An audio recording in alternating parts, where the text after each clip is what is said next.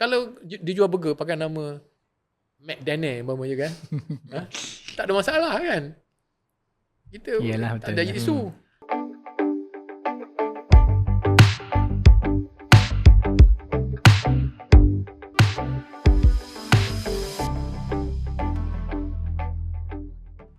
Assalamualaikum warahmatullahi wabarakatuh. Selamat kembali ke podcast Bumi Merdeka episod yang ketiga. Alhamdulillah, hari ini saya tak keseorangan lagi. Kita tampilkan juga host kedua. Kali ini dari mana? Penang. Penang. Penang. Jadi saya Kedah, Penang, so jiran lah. Hari ini duduk sebelah juga. Alhamdulillah, buat pendengar-pendengar, penonton-penonton yang masih setia mengikuti perkembangan podcast Bumi Merdeka, saya nak ucapkan terima kasih sebab ini satu dorongan untuk kita orang terus keep memberi pendedahan berkenaan dengan isu Palestin dan juga bumi-bumi yang ditindas lah, yang dijajah, untuk kita terlibat secara langsung atau tak langsung untuk membebaskan lah. Itu selari dengan nama kita punya podcast lah, podcast Bumi Merdeka. Jadi ini merupakan episod yang ketiga. Sekali lagi, episod yang ketiga. Jadi hari ini kita tampilkan seorang tetamu jemputan yang saya kira sangat special, sangat istimewa, dan bukan calang-calang lah. Orang Kedah kata bukan besar-besar. Orang Kedah orang Penang kata macam mana? Bukan besar-besar. Bukan besar-besar. So saya Ali Karimi, host anda daripada Siasi Malaysia. Sama juga ini host anda juga, Syauqi Syukri. Syauqi Syukri. Dan kita tampilkan kepada anda semua Profesor, ada Emeritus Prof. Profesor Emeritus Muhammad Nazari bin Ismail. Okay. So Prof merupakan pengurusi BDS lah.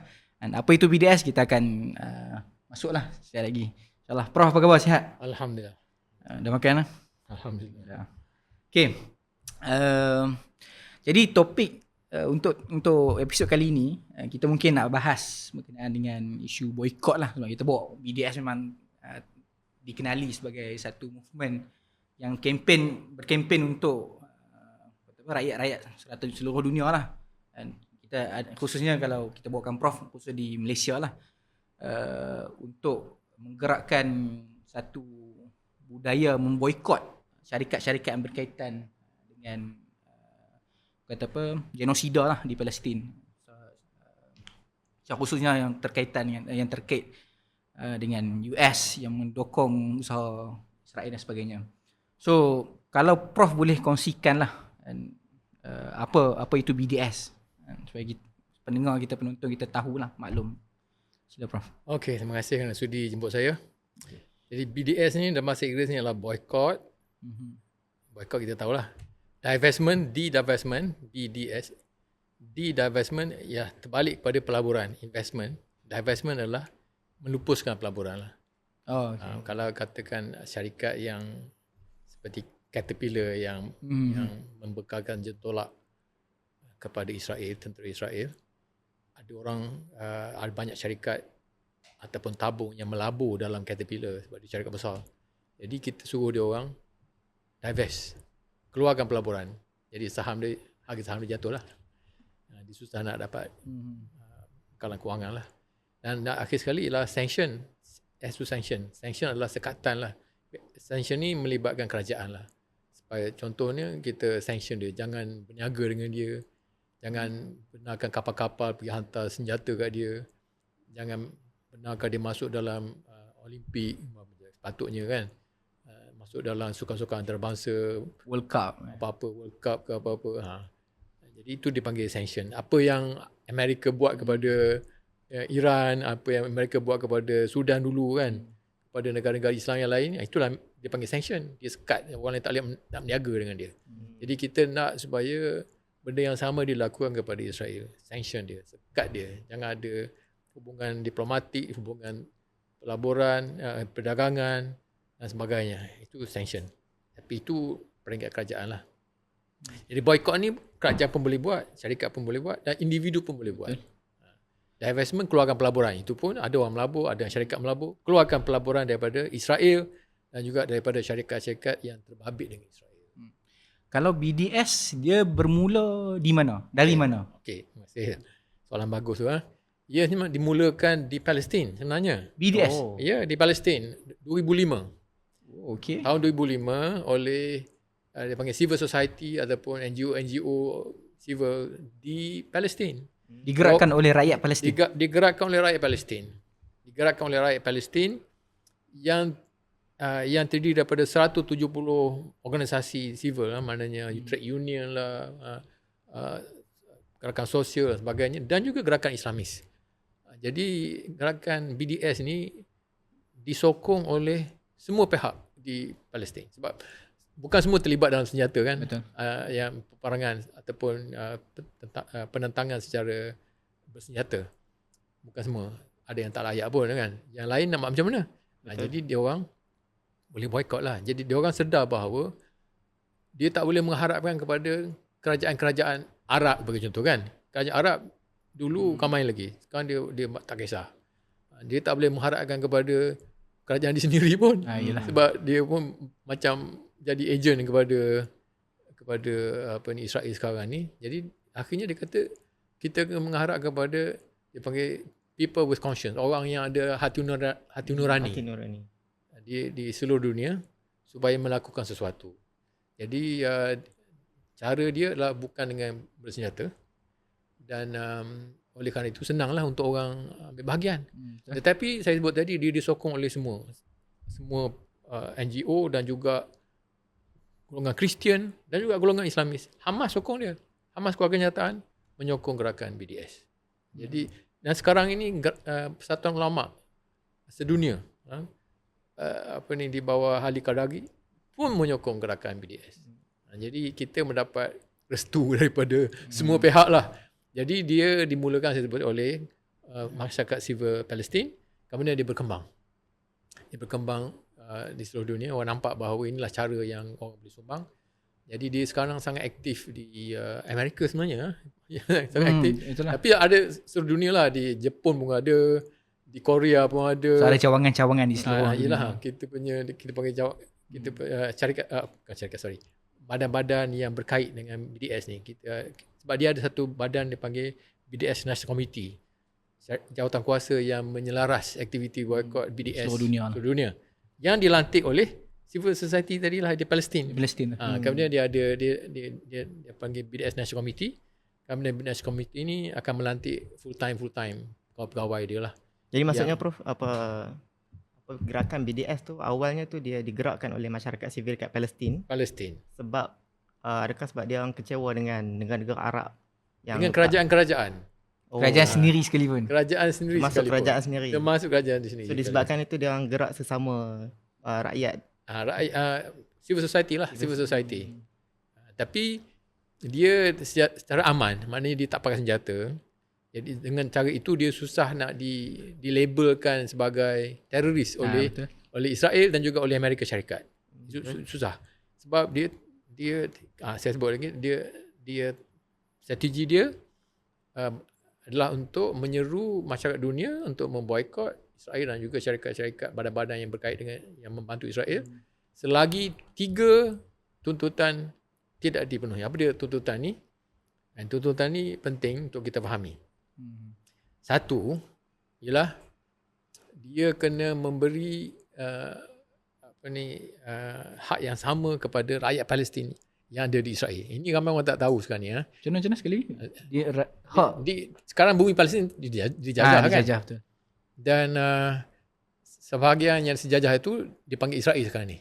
Kemudian ada West Bank, kemudian ada Gaza kan. Tapi yang Israel itu sebenarnya bumi Palestin juga. Betul. Di bumi Palestin ada juta-juta rakyat Palestin yang dulu dia tak lari. Dia tak dihalau ataupun dihalau tapi dia tak keluar. Dia duduk di situ dan dia masih hidup di situ. Dia ramai sekarang ni ada juta-juta lah.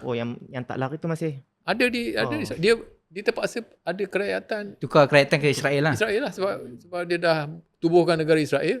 Dia ada kerajaan dia, ada polis dan sebagainya, ada kerajaan dia.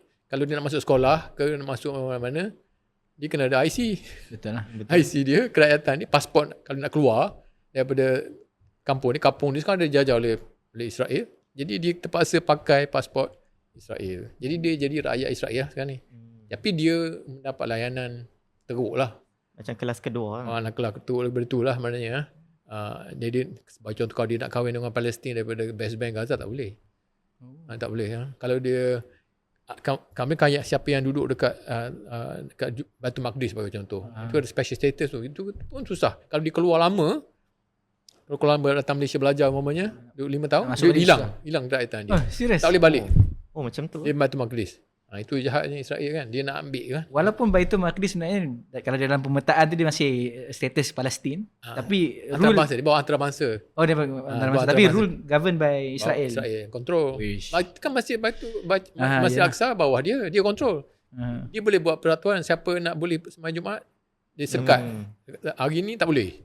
Hari ni orang tua boleh. Jumaat ni orang muda tak boleh pergi. Dia Israel control. Ada guard dia kat situ. Dekat masjid tu ada tentera dia. Jadi dia 100% bawah Israel sebenarnya. Dia control.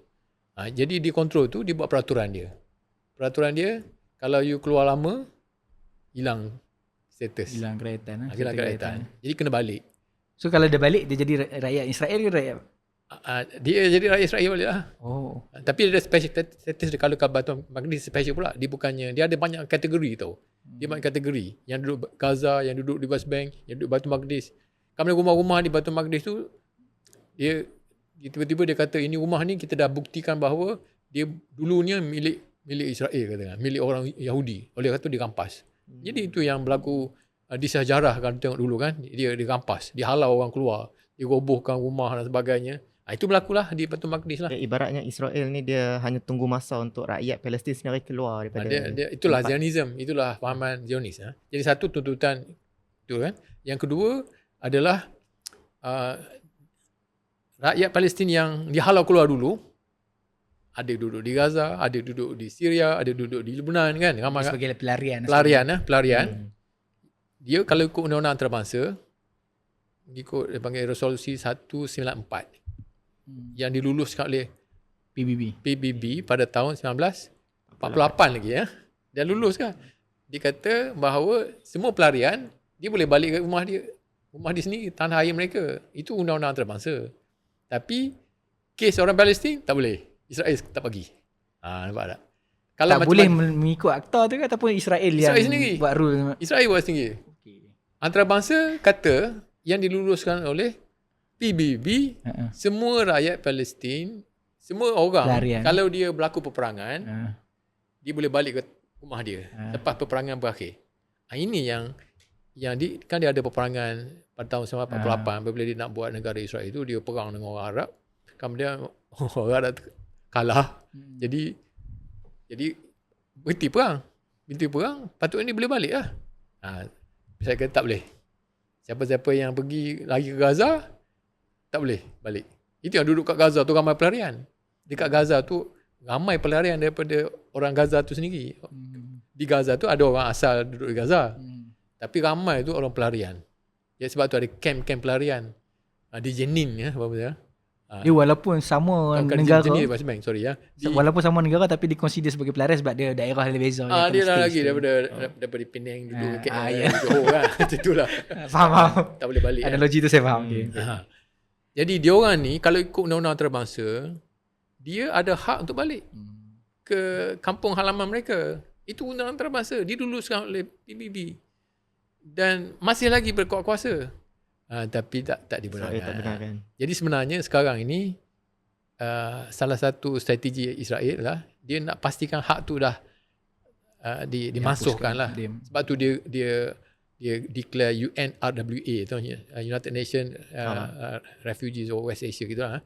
UNRWA tu dia nak hapuskan. Dia tak bagi bajet. United Nations tak bagi, US tak bagi bajet. Dia nak hapuskan institusi tu. Institusi di bawah PBB dibuat untuk jaga orang pelarian Palestin.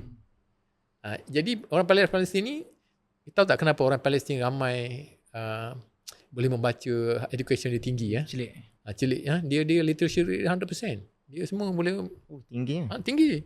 Sebab apa? Sebab bila berlaku peperangan, apabila dia dihalau keluar perang dan sebagainya, dia jadi pelarian, United Nations take over. Dia tubuhkan badan ni dibagi, jaga bagi makan, buat sekolah, pendidikan sekolah kan. Jadi dia orang dapat education free. Sebab tu di sekolah di Gaza, di West Bank, ada sekolah-sekolah, ada institusi ya. Jadi dia orang ni masuk lah, belajar kat sana. Sebab tu orang Palestin very educated. Ini yang nak dihapuskan. Dan dia Abraham Accord, salah satu daripada tujuan Abraham Accord dia berbaik dengan UAE dengan Arab ni, sebenarnya dia nak pastikan dia orang ni tak balik. Dan nak suruh negara Arab ni ambil dia orang duduk dekat Sinai kan, duduk dekat mana-mana lah dengan sokongan negara Arab. Itu yang dia nak. Itu yang berlakunya Oktober 7 tu. Oktober 7 adalah Hamas sedar bahawa dunia macam nak setuju dengan apa yang dirancang oleh Amerika dan negara-negara tertentu ni untuk menyekat orang Palestin daripada dipulangkan balik ke tanah air mereka. Maknanya dia buat bajet banyak-banyak, bilion-bilion. Kita buat bandar-bandar baru dekat di luar Palestin lah, di Mesir, di Saudi ke mana-mana. Itu tuntutan gerakan BDS. Tak boleh. Dia kena hormati dan promote hak orang Palestin untuk pulang ke tanah air mereka. Selagi ini tak dihormati, BDS akan terus berkempen. Dan yang akhir sekali ialah di bawah resolusi United Nations 242 yang diluluskan pada tahun 1967. Apabila Israel 1948 perang, dia kontrol 80% daripada bumi Palestin. Sejarah ni panjang sikit. Sebenarnya masa 1947 dah gaduh antara Palestin. Orang Palestin nampak orang Yahudi Eropah datang nak ambil tanah dia. So berlakulah konflik. Bila konflik ni, dia orang gaduh, datanglah antarabangsa kata kita bincang. Jadi United Nations dia buat offer untuk menyelesaikan masalah gaduh antara Yahudi dengan orang Arab. Dia bagi 55% bumi Palestin kepada Yahudi dan 45% kepada orang Arab. Separuh-separuh lah. Jadi orang Arab kata, tanah aku dapat kau datang daripada luar. Kau semua ni ramai ni, majoriti adalah orang baru datang 3 tahun, 2 tahun. Orang-orang pelarian daripada, bukan pelarian, orang-orang yang dipanggil apa? Macam orang Rohingya kat sini lah. Orang mendatang. Dia datang daripada Eropah, lari daripada tekanan di Eropah, nak buat negara baru di Palestin. Lepas tu dia kata dia dapat 55%. Jadi orang Palestin kata, ini dan kawasan pun kawasan yang lebih baik untuk dia daripada banding untuk dengan ni pada orang Arab. Dia ada port, ada pelabuhan dan sebagainya. Jadi orang Arab tolak lah. Dia tolak. Bila tolak tu yang berperang. Tapi Zionis ni dia memang ada rancangan daripada awal lagi, dia nak ambil semua sekali. Jadi dan dibantu oleh Eropah kan. Britain membantu dia orang. Jadi sekarang bila dia dah perang tu dia dapat 80% daripada kepemilikan tanah. Daripada 55 perang lagi besar. Daripada perang dia dah senjata dia banyak. Dia dah ready dengan senjata. Dia dah ada dia punya Stern gang dia panggil ada beberapa gang paramilitary lah yang ada senjata. Dia dah siap dah. Dia memang datang nak berperang. Supply weapon daripada Britain, daripada Czechoslovakia tak salah. Banyaklah dia punya bantuan-bantuan tu. Jadi bila perang orang Arab dia tak prepared. Dia dulu bawah British, dia masa tu kawasan tu di bawah British. Jadi British tolong. Jadi orang Arab nak buat apa kan? Senjata pun tak ada. Sebab tu dia kalah. Bila dia kalah, dia orang dapat 80% daripada bumi Palestin. Iaitu yang tak dapat kawal ialah West Bank dengan Gaza lah. Jadi dia nak lagi pada tahun 67 diserang lagi. Okay. Dia kata dia diserang, tapi kalau baca balik dia dah prepare dah, dia memang dia nak ambil tanah tu. Jadi dia serang, dia dapat tahun 67 100% daripada bumi Palestin dia kontrol. Okay. Dia kontrol. Tapi PBB kata ini tak boleh. Masa dia ambil yang 80% tu PBB terima. Maknanya dia dapat kat dia. Daripada 55 dapat 80 kan. Kemudian dipegang lagi dan dia dapat West Bank dengan Gaza ni. Kontrol bawah dia 100%. PBB kata tak boleh. Dia kena keluar. Dia bawah resolusi 242 diluluskan pada tahun 67. Jadi itu menjadi tuntutan gerakan BDS. Kamu kena undur daripada completely undur daripada yang 20% tadi. Daripada Tebing Barat dan juga Gaza. Gaza tu tak boleh kan dikepung tu kan. Tak boleh kepung, biarkan bebas. Kemudian yang West Bank kena undur. Jadi walaupun sepatutnya dia undur pada semua kan. Betul lah. Tapi kita undang-undang antarabangsa kata Israel dah diiktiraf. Jadi kita ambil yang tak diiktiraf tu. Yang tak diiktiraf tu adalah kontrol dia bawah yang dikontrol West Bank dan Gaza tu. Jadi kita kata awak kena hormatilah keputusan antarabangsa 242.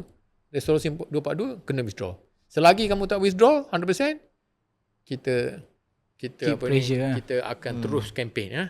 Jadi ada 3 tuntutan tadi kan. Tapi yang paling penting sebenarnya, yang sebab itulah Israel sangat benci kepada gerakan BDS, ialah yang 194 tadi, iaitu hak pelarian. Sebab dan dia bawah undang-undang antarabangsa, semua boleh balik. Kalau semua orang Palestin balik ke negara asal mereka, bukan saja di West Bank, yang duduk di negara Arab yang lain tu pulang ke tanah air mereka yang sekarang dipanggil Israel sekarang ni kan. Dipanggil Historic Palestine, sekarang dipanggil Tel Aviv. Sekarang dipanggil macam-macam lah bandar-bandar. Jadi semua ni kalau dia orang balik kat situ, jumlah dia semua sekali lebih ramai daripada orang Yahudi kan. Jadi maksudnya apa yang Israel takut adalah takut supaya Palestin menjadi majoriti kepada Yahudi dekat sana. Sebab dia nak buat negara Yahudi. Itulah Zionism. Zionis adalah negara Yahudi. Dia untuk orang Yahudi je. Jadi kalau boleh dia nak halau semua lah. Tapi yang dah duduk kat situ, dia tekan-tekan supaya susah hidup kan. Yang duduk di West Bank, dia rampas lagi tanah. Dia kan settle dia datang bunuh orang lah. Rampas tanah lah, rampas kambing, rampas lembu, macam-macam lah dia orang buat. Tapi apa sebab Israel dia sangat takut kalau majoriti tu dipegang oleh orang Palestin? Hilang lah maknanya negara, kalau orang Palestin semua balik, dia adalah dari segi politik, dia kontrol negara dia sebab dia lebih ramai. Macam demokrasi tu mengundi tu lah. Dia kata dia menghormati demokrasi kan. Kononnya Israel kata kononnya dia menghormati demokrasi. Jadi kalau dia menghormati demokrasi, dia kena bagilah one person one vote. Sekarang ni sebenarnya memang jelas dia tak demokrasi sebab West Bank tu dia patut dah keluar lama dah. Tapi dia kontrol tempat tu, tapi dia tak bagi undi, dia pakai undang-undang militeri. Tak ada yang dia kontrol kan. Lepas tu dia kata yang PA, Palestinian Authority, PLO dulu kena tipu lah. Dia kata kita boleh bincang untuk bagi kamu negara ni kan. Yang PLO kata setuju, tapi dia memang tak ada niat untuk bagi. Wayang lah kata. Wayang aja kan. Wayang aja sampai sekarang. Tapi dia bagi duit, Amerika bagi duit, jadi dia orang ni dapat duit, jadilah boleh berlakon untuk bincang jugalah dengan Israel, tapi dapat duit kan. Tapi negara dia makin, tanah dia makin rampas. Jadi sebab tu gerakan BDS kata ni cara kita nak dapat balik negara balik. Minta balik hak tu kan. Melalui cara aman ni lah. Lah. Perang lah. Tapi yang perang dia tak kacau lah. Tak semua orang mampu perang. Jadi kita kena gerakkan kempen media dan sebagainya lah. Yang ni. Dekat Amerika, benda ni orang kata this is reasonable. This is international law. Kan? Jadi kenapa orang Amerika sokong BDS ni? Bila sokong BDS, payahlah dia sekarang ni. Kan? Sebab kita boleh buat hujah bahawa dia semuanya adalah berdasarkan undang-undang antarabangsa. Akhirnya Amerika yang dikontrol oleh Zionis, sekarang dia kontrol dia makin lemah lah. Tapi apa dia buat? Dia dapat mempengaruhi ahli politik dia, kongres dia, untuk meluluskan undang untuk menjadikan gerakan BDS illegal di Amerika. Diluluskan oleh kongres. Diluluskan. Maknanya siapa yang katakan dia camping untuk BDS, ada state kan dekat Amerika ada akta khusus untuk tangkap. Dia tak tangkap, dia tak bagi kerja. Kalau sekolah kan, cikgu-cikgu sekat cara lain. Dia sekat cara lain. Kemudian dia luluskan, tapi bila dia nak implement tu payah. Betul lah. Dia nak implement tu payah. Bila orang campaign, Rakyat dia aware pasal benda-benda ni. bila dia kan dia hak bersuara dan sebagainya. Jadi dia anu undang-undang tu yang kata BDS illegal kan. Tapi dia tak boleh nak implement secara strict lah. Adalah kena sebagai contoh orang yang hilang kerja dan sebagainya kan. Itu berlakulah. Orang-orang yang sokong BDS ni dia ada file dia. Dia ada file. Kalau kita pergi kat internet dia panggil Canary Mission. Dia akan Apa Canary? Canary Mission. Kalau Google Canary Mission, ini adalah satu website yang ditubuhkan atau diadakan oleh Zionis, rakan Zionis di Amerika. Dia listkan semua orang-orang yang musuh Israel. Okay, musuh Israel. Pelajar-pelajar, lecturer, dia masuk ke situ. Jadi siapa lecturer yang masuk situ, maknanya nak naik pangkat, payah sikit lah. Pelajar-pelajar, kalau dah masuk situ, kan pelajar kan banyak kempen. Masuk situ, nak cari kerja susah sikit lah. Sebab dia orang tahu. Macam dia rekod banduan macam tu lah. So, tahu ni gitu. Tapi ni. dia punya yang paling biasanya di situ, kalau nak tahu bottom line dia, orang ni bahaya, dia adalah kempen BDS.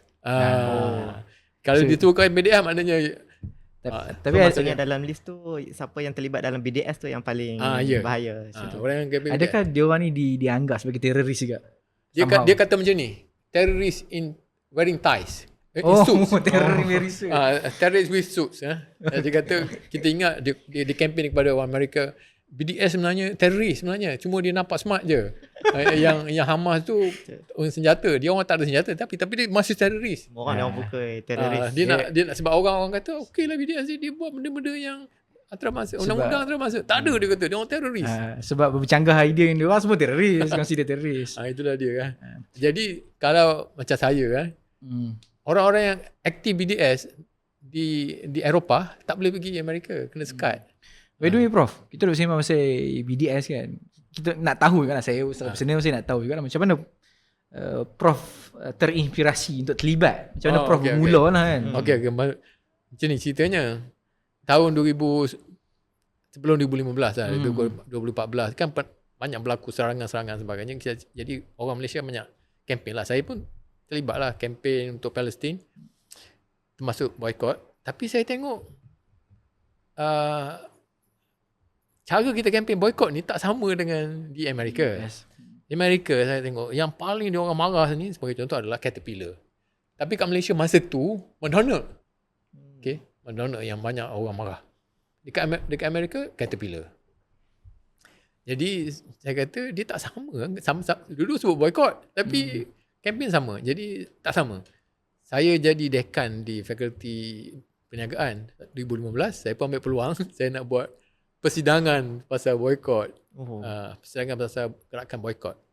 Jadi saya jemput NGO Malaysia dan saya jemput NGO daripada Amerika dan juga daripada Australia untuk datang untuk bincang supaya kita boleh harmonizekan, kita boleh selaraskan kerja-kerja aktiviti boycott lah, sebab macam tak sama lah. Kenapa kita tekankan McDonald pada masa itulah. Dekat Amerika langsung tak ada. Langsung tak sebut pasal boycott McDonald. Dia pun datang sini bincang-bincang, dia pun ceritalah. Dia ceritalah, itu yang saya tahu pasal tiga tuntutan ni. Kat Malaysia masa tu tak tahu pun tuntutan apa. Kita boycott je kan. Tapi apa tuntutan, apa end result yang kita nak tak jelas. Kemudian dia ceritakan kepada kita kenapa kita kena pilih syarikat-syarikat tertentu. Ada strategi dia. Contoh dia, satu ialah of course lah yang paling jelas membantu kezaliman Israel. Salah satu dia punya inilah. Kemudian satu lagi ialah nak mendidik orang tentang isu Palestin. Kemudian kita kena cari syarikat-syarikat yang prominent. Kalau kita syarikat kecil-kecil ni tak guna. Sebab dia kata banyak syarikat sebenarnya yang terlibat membantu Israel ni. Ada mungkin ribu-ribu. Jadi kalau kita nak boycott semua, dia kata tak berkesan. Kita kena ada strategi. Macam perang dunia kedua dulu, ada banyak bandar Jepun yang boleh dibom. Ratus-ratus bandar. Tapi yang dibom ada 2 je kan. Hiroshima, Nagasaki je. Kalau nak bom semua tak cukup bom. Bom 2 habis Jepun dah lemah kan. Jadi kita boleh guna resources ke optimal kalau kita fokus. Jadi dia punya strategi dia lah fokus. Dia bincang-bincang, kita pun setujulah. Setuju. Ini cara dia, kita kena fokus. Kemudian kita kena pilih-pilih supaya kita tak kata letih ya. Ada juga target yang suka tau, dia susah sebab dia terlampau popular. Contoh Nestle dia tapak di Malaysia. Kalau kita kata syarikat yang membantu ekonomi Israel, saya sebut ada banyak tau.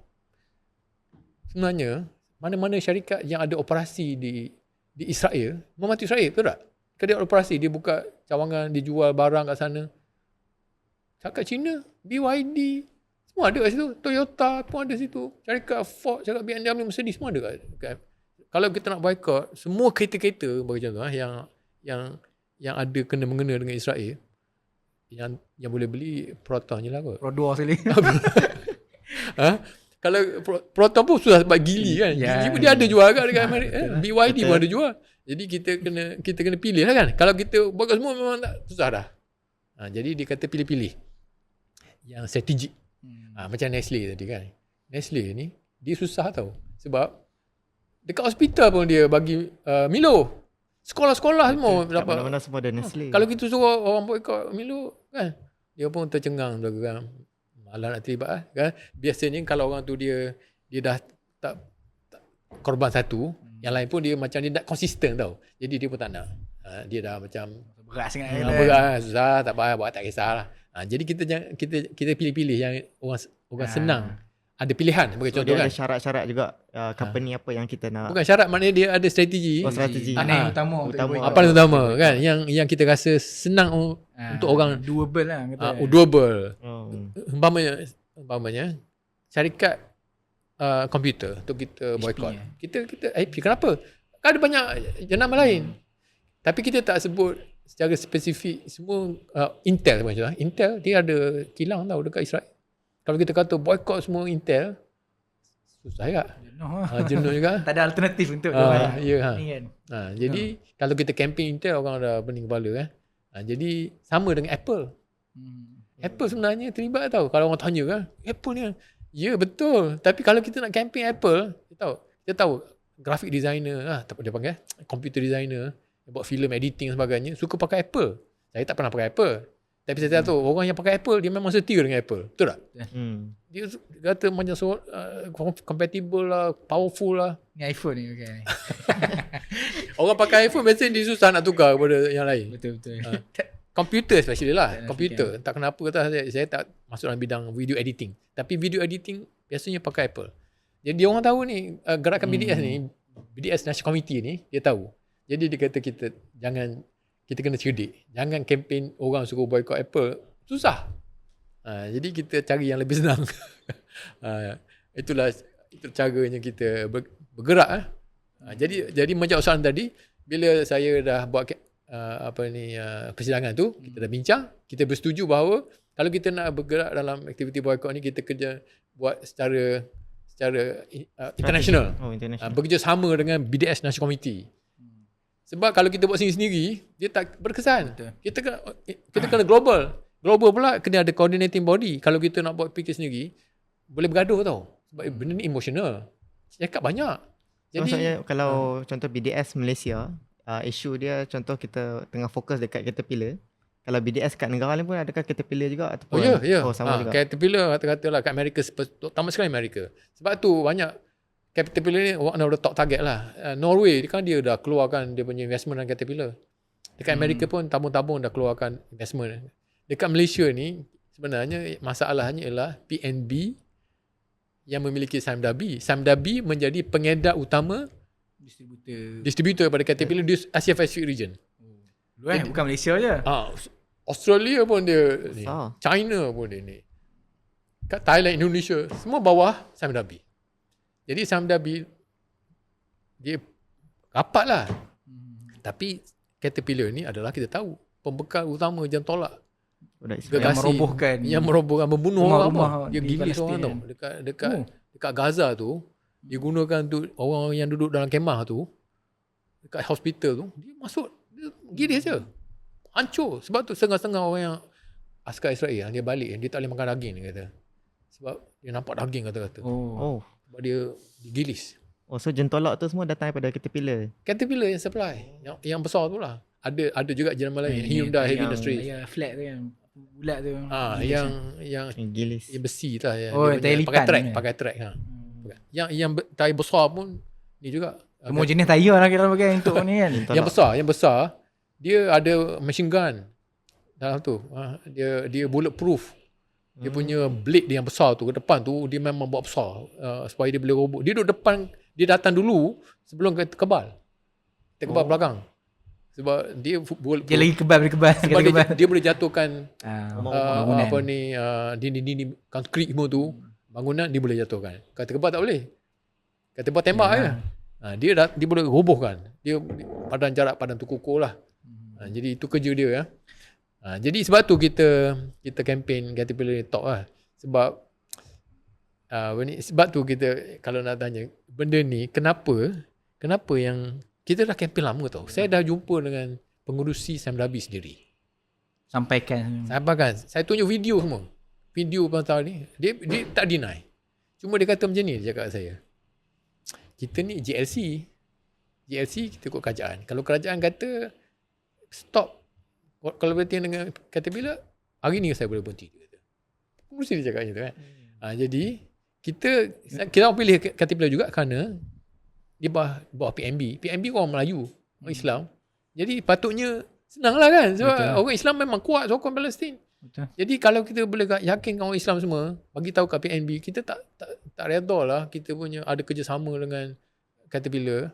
Itu yang saya harapkan. Tapi rupanya tak semudah itu. Dah kat 10 tahun lah.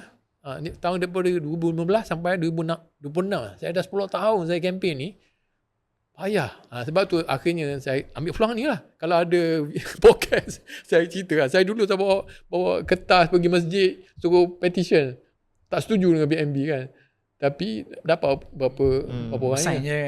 Jadi akhirnya kita kena melalui sosial media dan sebagainya. Dan kalau ada tekanan daripada rakyat Malaysia, orang Melayu, kepada PNB, bagi tahu kat PNB, email ke, bagi tahu kat dia kan, kami tak setujulah, kita rasa tak bersalah lah, sebab kenapa kita kena kerjasama dengan syarikat yang jelas membantu Israel yang membunuh orang Palestin kan. Itu yang saya harapkan.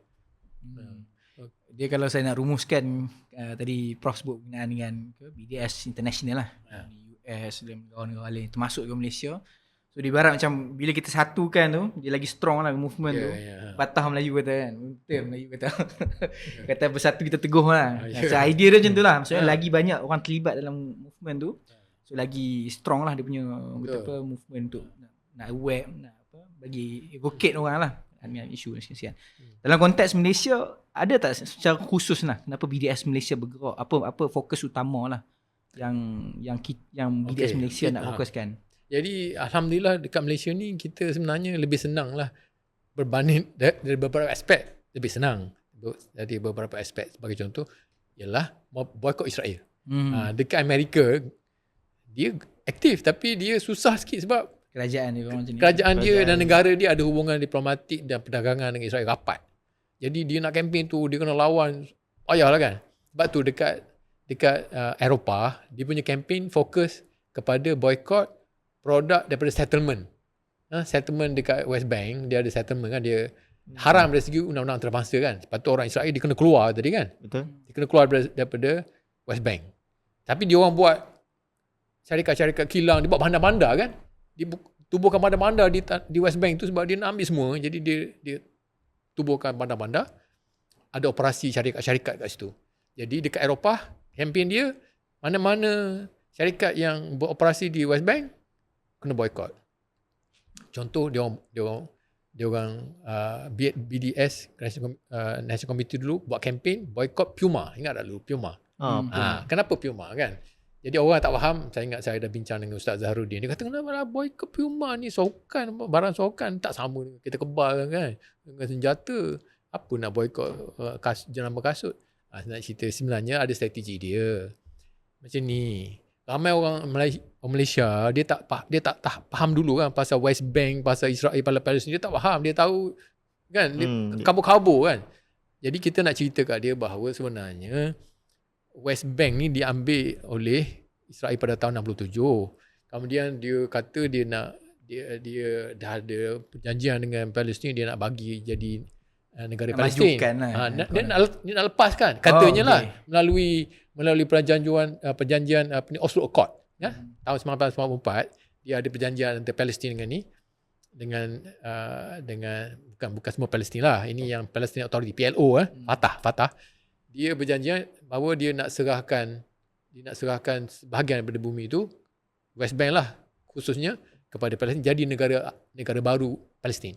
Jadi undang-undang antarabangsa, masyarakat antarabangsa Amerika termasuk, dia kata two state solution. Maknanya keamanan di Timur Tengah ni hanya boleh diwujudkan apabila ada dua negara duduk sebelah-sebelah. Iktiraf Israel dan juga Palestin. Israel dan Palestin. Okey, itu dipanggil two state solution. Jadi mana di Palestin tu? Palestin tu West Bank dengan Gaza lah. Jadi kalau West Bank dengan Gaza, kalau itu kamu dah setuju, kenapa kamu benarkan settlement ni? Dia buat settlement sekarang hampir 1 juta orang Yahudi duduk di bandar-bandar di West Bank. Dia buat jalan raya baru dan sebagainya. Lepas tu dia dah keluar. Jadi ramai orang Malaysia tak tahu pun cerita ni orang tak tahu. Kita kata macam ni, dekat bandar-bandar tu bukan saja ada bandar, ada kelab bola. Kelab bola ni di bawah Persatuan Bola Sepak Israel. Siapa penaja utama bola sepak Israel? Puma. Jadi kita nak cerita bahawa Puma ni penaja bola sepak Persatuan Bola Sepak Israel. Persatuan Bola Sepak Israel ni dia ada kelab-kelab. Kat mana? Rata-rata termasuk di West Bank. Kenapa? Di West Bank? Di West Bank ni kan sepatutnya dah jadi Palestin. Kalau undang-undang antarabangsa kata, dia bukan sahaja tak keluar, dia buat bandar-bandar siap dengan kelab-kelab bola lagi. Jadi bila kita cerita ni, orang baru faham. Dia mula dengan Puma. Tapi dia punya, bila kita cerita, dia rupa-rupanya ada isu tanah dia ada rampas kan, yang sepatutnya dia dah keluar, kemudian dia buat bandar, bukan dia tak keluar, dia tambah lagi. Jadi itu yang kita suruh boykot Puma, sebab dia memberi peluang kepada kita untuk menceritakan isu penjajahan West Bank ataupun pengengkaran undang-undang antarabangsa oleh Israel. Sebab tu kita pilih Puma. Puma kena boykot, dia banyak rugi, terus dia dah tak nak keluar dah, dia dah berhenti dia punya kontrak dengan Israel. Baiklah Prof, saya rasa mungkin kita rehat sebentar lah, sebab saya kalau dengar cerita Prof terpaku. Dah dengar lama kan. Tapi saya rasa kita berehat sebentar kot. Kita bagi laluan tu berehat, minum air dan sebagainya lah. Okay. Dan untuk penonton-penonton, kita akan kembali selepas ini insyaAllah. Jadi dengan segmen-segmen seterusnya lah berkenaan dengan konsep boykot, peranan, apa kesan pada ekonomi dan sebagainya lah insyaAllah. Jadi jangan ke mana-mana, kita kembali sebentar lagi insyaAllah.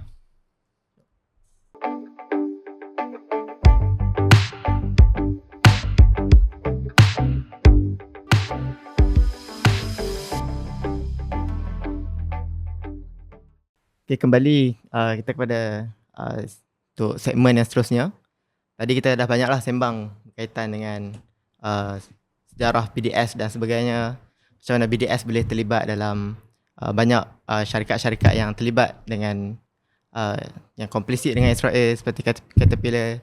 Dan untuk segmen yang selepas ini, kita mungkin akan sembang lebih lanjutlah tentang boykot. Terutamanya macam mana boykot ini adakah dia betul-betul bagi kesan, adakah boykot ni sebenarnya dia bagi impak kepada syarikat dan juga untuk pekerja dan sebagainya. Sebab ada yang mengatakan bila kita boykot ni dia sebenarnya tak bagi kesan pun kepada syarikat kan, secara yang besar lah, ataupun ketara. Tapi sebaliknya dia bagi kesan yang lagi besar kepada pekerja-pekerja yang mungkin duduk dalam syarikat yang kita nak boykot itu kan. So Prof rasa adakah boykot ni dia sebenarnya dia bagi kesan pada syarikat yang kita nak boykot tu, ataupun dia sebenarnya lagi besar kepada pekerja? Ada orang cakap lah kan, rakyat tempatan, pekerja-pekerja tempatan hilang pekerjaan, tak ada sumber pendapatan sebab boykot tu bagi kesan, sehingga company, syarikat-syarikat ni perlu kecilkan skala pekerjaan ni lah. So orang bandingkan mana ni saudara si Islam kita juga kan, dengan konteks yang bagi impak signifikan kepada Israel lah. Macam mana pendapat Prof? Pertama sekali kita kena sedar bahawa apabila kita berjuang menentang kezaliman, memang ada dia punya Harga pengorbanan. perlu dibayar. Ada pengorbanan dia. Kalau kita nak pastikan bahawa tidak ada kesusahan langsung, payah nak berjuang. Betul. Kalau orang tengok orang Palestin, dia ada pilihan. Kalau dia nak senang, dia jangan lawan Israel langsung. Dapat banyak lumayan sebenarnya. Kalau you tak lawan Israel, you boleh duduk dapat duit, kerja dan sebagainya kan. Dia boleh tolerate lah. Tapi bila you lawan je, ada macam-macam masalah. Sampai ada kena bunuh. Sekarang ni dia lawan. Sekarang ni apa jadi? Semenjak sebenarnya dia dah lama-lama dah. Tapi yang dia lawan fasa yang baru ni, Oktober 7, 2023 ni, berapa orang dah mati? 73,000 orang telah dibunuh. Hancur anak habis rumah-rumah dia. Tapi kalau kita tanya orang Palestin, adakah ini satu kesilapan? Patut kamu jangan lawan. Tengok apa susah sekarang ni kan. Banyak masalah, banyak orang mati. Kalau you tak lawan, apa akan jadi? Dia akan hampas semua pun tak. Dia akan halau keluar juga. Cuma proses dia tu akan nampak macam okey kan. Tapi nampak macam okey, tapi sebenarnya dia makin lama makin banyak tanah dia ambil dan sebagainya. Dia halau orang keluar dan sebagainya kan. Jadi orang Palestin dia jelas bahawa dia tak boleh ditipu, dan dia tahu memang matlamat utama Israel Zionis ni adalah nak merampas dan menghalau semua, merampas tanah di semua dan menghalau di semua keluar. Jadi dia lawan. Apa jadi? Okey, kematian, kesusahan dan sebagainya, rumah hancur. Tapi itu adalah harga perjuangan kan. Jadi itu nombor satu kan. Jadi sepatutnya kalau kita faham isu ini ataupun prinsip ini, tak timbul soalan sebenarnya kan. Betul. Kita tanya macam ni je. Orang ni terlibat ataupun tidak? Syarikat ni membantu ataupun tidak? Katakan orang tu kerja, kita ambil syarikat A. Dia membekal senjata, senapang, bazooka kepada Israel katakan. Kita kata syarikat ni membantu Israel, membekalkan senjata kepada Israel, peluru, bom dan sebagainya. Jadi kita kena boykot dia. Jangan benarkan dia beroperasi. Dia kena tutup. Orang yang kerja itu katakan orang Malaysia, habis dia kena berhenti kerja. Habis kita sedih ke? Dia dah membantu kezaliman Israel. Dia tak patut buat benda ni kan. Jadi kesilapan dia siapa? Kesilapan dia adalah membantu Israel. Itu pokoknya, isunya adalah membantu Israel, itulah kesilapan dia. Balik kepada syarikat-syarikat yang kita pilih untuk diboykot ni, kita pilih kerana dia membantu. Dia membantu Israel. Dalam kes McDonald's sebagai contoh, dia bagi makanan free. Dia bagi tu. Syarikat mana kita? Orang akan tanya syarikat Israel. Syarikat McDonald's lah. Maknanya McDonald's Israel. McDonald's. Dengan persetujuan McDonald's Amerika Syarikat. Dia buat promotion campaign lah. Jadi syarikat McDonald's Amerika sampai sekarang tak kata salah. Dia tak kata salah. Dia tak pernah kutuk. Dia tak pernah minta maaf dengan tindakan dia membekalkan burger percuma. Orang tentera Israel ambil burger percuma tu, duduk atas kereta kebal dia. Dia puji McDonald's kan. Ini bagus kan. Jadi jenama dia kan. Dia promote lagi McDonald's atas dengan kereta kebal dia kan. Dia pernah pergi sekarang nak bunuh orang Palestin. Sampai sekarang dia tak minta maaf. Jadi dia tak menyesal. Jadi kita kena saman dulu bila kita kempen ya. Sebab sebenarnya sebelum Oktober 7 2023 tu, kita tak kempen pun tak kempen. Yalah. Macam Prof cakap pasal keutamaan tu lah. Kita keutamaan tadi kan. Bila berlakunya tu, kemudian keluar gambar kata-kata McDonald telah memberi makanan percuma kepada tentera Israel. Orang telefon saya, tanya saya, kenapa tak masuk dalam senarai boykot ni? Apalah BDS ni kan? Tak sensitif. Orang bagi McDonald bagi free. Kamu tak masuk pun dalam senarai boykot. Saya terpaksa contact koordinator BDS National Committee dia. Macam mana ni? Kamu tak masuk kan? Tapi orang Malaysia marah saya ni. Saya pun tanya dia. Dia pun tengok. Dia bincang tengok gambar semua tu. Okey dia kata. Dia masukkan dalam kategori organic boycott. Maknanya bukan senarai utama. Senarai utama optional yang maknanya kita menyokong tindakan ataupun keputusan penyokong-penyokong kita untuk memboikot McDonald. Alasan dia kerana McDonald telah membekalkan. Jadi kita sokonglah. Kita sokong penyokong-penyokong kita dan rakyat Malaysia yang membuat tindakan ini. Kita sokong lah. Masuklah kat situ, dipanggil organic boycott. Organic boycott tu maksud dia apa? Dia Tak secara langsung. adalah tindakan dari, dia bukan senarai asal. Bukan senarai asal boycott gerakan BDS. Dia adalah yang dipilih oleh rakyat, masyarakat biasa Dan BDS sokong. Dan BDS sokong. Oh. Itu panggil organic boycott. Organic maknanya orang penyokong-penyokong kita lah. Jadi kita sokong itu, kita masuk dalam kategori itu. Tiba-tiba Mendonor Malaysia sama saya. Sama saya kan. Jadi saya kata bagi tahu kat dia, sebenarnya ini apa ni organic boycott sebenarnya. Tapi macam inilah saya kata. Kita buat perbincangan. Dia panggil kita orang untuk bincang. Kita kata okey kalau nak sama sangat kita masuk mahkamah, okeylah.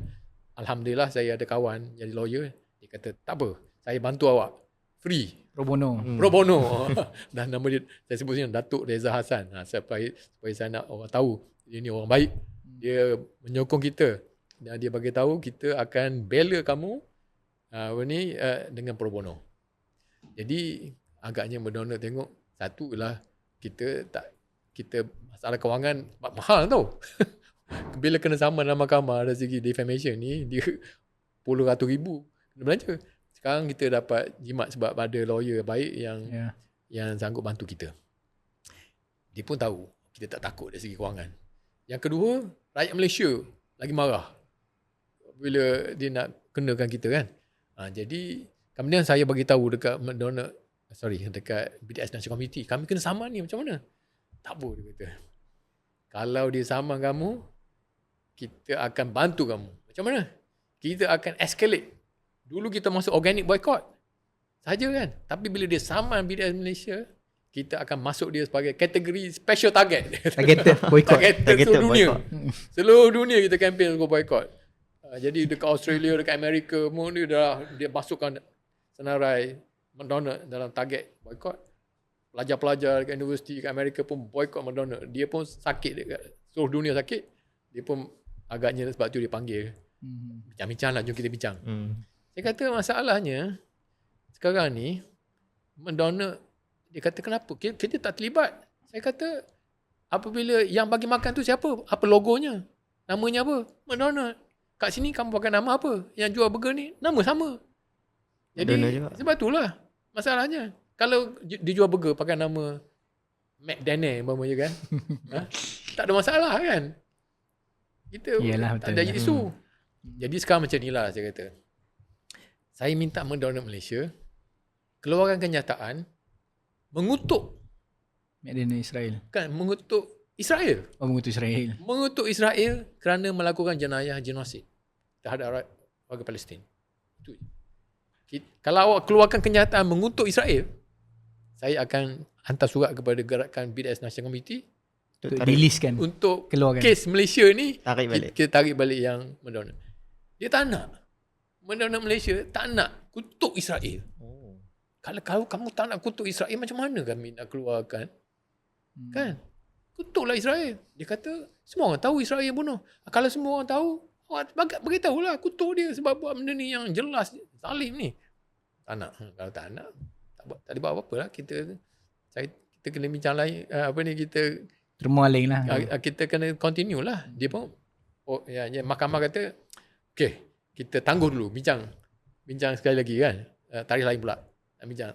Tapi 2 hari lepas tu Mendonor Malaysia buat kenyataan, dia tarik balik. Dia tarik balik. Okey. Sekarang ni saya punya jawapan macam ni lah. Kesilapan ialah Mendonor itu. Kenapa kamu pergi sokong Israel? Yang keduanya, kenapa tak kutuk Israel? Bila tak kutuk, dah ada gambar kan? Mendonor punya logo dah ada keluar kat situ. Itu kesilapan. Jadi, kesilapan dia bukannya gerakan boycott, kesilapannya adalah pengurusan Mendonor antarabangsa yang telah gagal melakukan strategi pemasaran yang sesuai dengan atau selari dengan cita rasa pengguna-pengguna di Malaysia. Itu silap kamu lah. Buatlah strategi baru supaya sesuai dengan cita rasa dan nilai masyarakat pengguna-pengguna di Malaysia. Itu.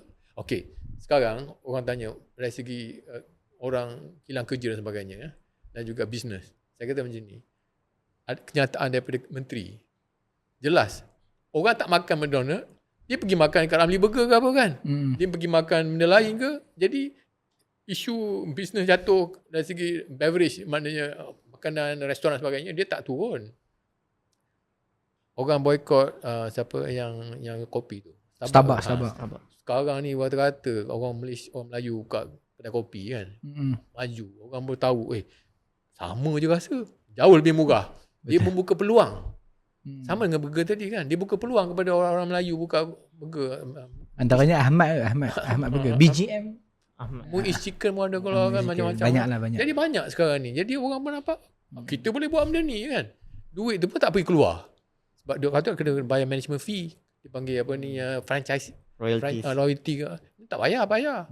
Jadi lebih murah lagi dan sebagainya kan. Jadi sebenarnya membantu. Kalau tanya saya, membantu.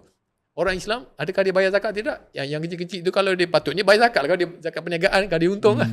Kalau dia tak nak bayar zakat, jangan marah saya lah kan. Itu cerita lain lah. Itu cerita lain kan. Tapi saya nampak dia membantu sebenarnya. Dia membantu usahawan-usahawan tempatan.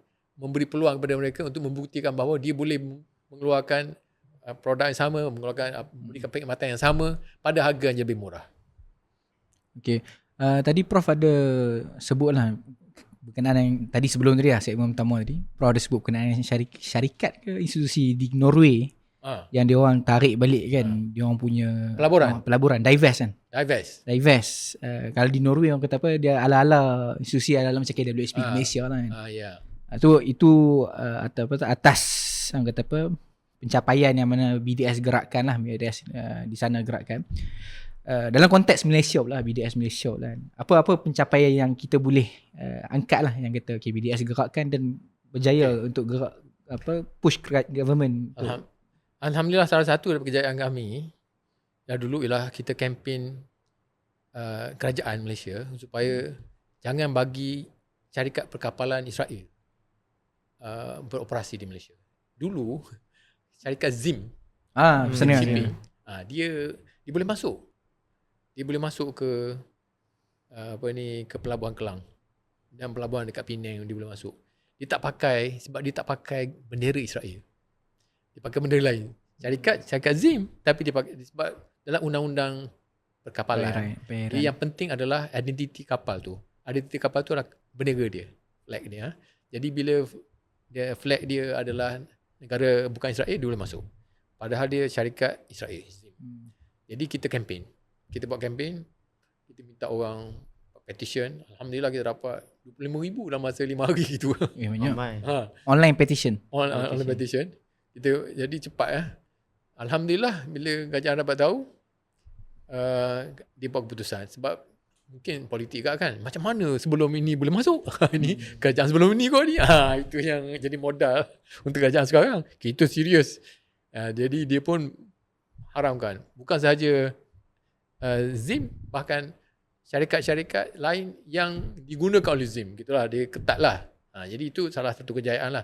Kejayaan tu telah disebut oleh gerakan BDS sebagai kejayaan utama yang menjadi contoh kepada semua negara. Semua negara patut buat macam Malaysia. Jangan bagi mana-mana syarikat kapal Israel tu berlabuh kan. Tapi malangnya Malaysia je yang buat macam ni kan. Sebab kalau kita sekat kapal-kapal ni, yang ZIM ke ataupun kapal yang bawa senjata ke Israel atau kapal berdagang Israel tak boleh hidup lah. Ini yang sepatutnya kita buat. Jadi seluruh dunia ke atau Malaysia selalu speak? Mana? Yang maksudnya nak block nak sanction dia punya kemasukan kapal tu. Sekarang Malaysia buat kemasukan kapal. Malaysia the only one yang sekat. Yang sekat sekarang ni. Setahu saya Indonesia pun tak buat. Saya tak tahu kenapa Indonesia tak buat. Yang lebih hebat lagi, yang tengah kempen tapi tak berjaya lagi lah, ialah kalau kita boleh sekat kapal-kapal yang bawa apa-apa barang, kargo, yang dipanggil dual use, mungkin senjata, untuk melalui Selat Melaka. Kalau kita boleh sekat, dia sebenarnya ada undang-undang antarabangsa sebab UN dah declare genocide berlaku di ini, patutnya kita boleh sekat lah. Itu perlukan kepada perbincangan PBB lah. Satu, balik persoalan kejayaan kami, salah satunya itulah. Kita pernah jumpa seluar yang dijual oleh Giant supermarket yang dibuat oleh syarikat Israel dijual kat Giant Supermarket. Pakai label perkataan Hebrew. Kita check syarikat tu punya syarikat Israel, dia punya kilang kat China. Tapi dia faham. Jadi daripada Giant import daripada China. Dia ingat ke cakap China? Sebenarnya Israel punya. Owned by Israel. Owned by Israel. Kita tunjuk kat Giant. Saya emailkan kepada Giant. Saya kata ini cakap Israel ni. Ada label Hebrew kan. Tapi menarik bila dengar channel BDS. Boleh dapat banyak maklumat. Information. Itu kita punya orang biasa bagi tahu kita. Kita tak ada orang biasa bagi tahu. Orang kan Malaysia sensitif kan. Orang Palestin juga orang Arab dia boleh baca Hebrew kan. Dia kata ini Israel punya ni. Hantar kat saya straight away. Kita pun hantar email kepada Giant. Dapat daripada orang luar lepas tu baru buat macam kajian lagi lah. Kita check betul-betul lah. Kita check betul-betul, baca betul-betul. Oh betul dia kata ni cakap Israel. Saya pun email kepada Giant macam ni. Terus dia tarik suruh Malaysia. Keluar tu di apa ni? Keluarkan daripada supermarket seluruh Malaysia kan. Kita ada kejayaan Puma, kita campaign Puma kan. Memang Puma tak ada lah. Kemudian dia sebelum ni dia orang menajar syarikat pasukan bola sepak Israel. Dia dah ni lah. Jadi dekat Malaysia ni kita lebih senang lagi sebut sebab Malaysia tak ada hubungan diplomatik dengan Israel. Jadi kita boleh kata mana-mana syarikat, sebagai contoh makanan kurma ada yang made from Israel daripada Israel. Tapi kita sekat. Negara lain tak boleh buat macam ni. Negara Eropah, Amerika, sebab dia ada hubungan diplomatik dan juga perdagangan. Kita boleh. Jadi kita mana-mana barang-barang dari Israel kita tak boleh masuk. Jadi kita punya list sebenarnya lebih besar lah. Bukan setakat yang kita sebut yang BNC punya. Mana-mana daripada Israel kita tak boleh masuk. Dia orang ada tangkap terbang Israel dan juga syarikat-syarikat Amerika yang apa ni yang paling utama yang besar-besar tadi lah macam HP kan. Tapi syarikat-syarikat kecil-kecil Israel yang niaga dekat Amerika dia orang tak sekat sebab banyak sangat. Tapi kita boleh. Apa-apa daripada Israel kita kata tak dibenarkan masuk dekat Malaysia. Ada undang-undang. Jadi kalau di Malaysia sekarang BDS Malaysia fokus yang utama yang tadi kita sentuh tu ada pasal Caterpillar tu lah. Ada lagi. Maksudnya kita tengah push into ke situ lagi sampai lah PNB tarik keluar lah. Sampai dia tak jadi distributor. Dia jangan jadi distributor. Distribute yang lain. Ada banyak lagi daripada betul China lah. Ada daripada Jepun ada kan. Tak payah dia ada faktor yang bila dia orang nak consider ni tengok sebenarnya dana ni besar kan. Of course lah dia macam somehow kata ni bagi pulangan besar untuk kita kan. Sayang kalau kita lepaskan kan. Dia sebenarnya dalam sekarang dipanggil ethical business. Ethical business ya. Sebenarnya syarikat ni dia nak tunjuk pada orang dia ethical kan. Itu ESG tu. Ya, ESG betul. ESG kan. Dia ada declaration lagi kan. Jadi sebenarnya kalau dia ikut ESG ni memang dia tak boleh dah. Betul, tak lepas. Sebab dekat di Israel tu dia bunuh orang. Mana-mana syarikat membantu Israel bunuh orang, kalau kita bekerjasama dengan dia, memang kita tak boleh claim kita ethical lah. Betul tak? Sebenarnya dia orang ni tak konsisten lah sebenarnya. Jadi kita nak bagi tahu kat dia kan, awak tak konsisten.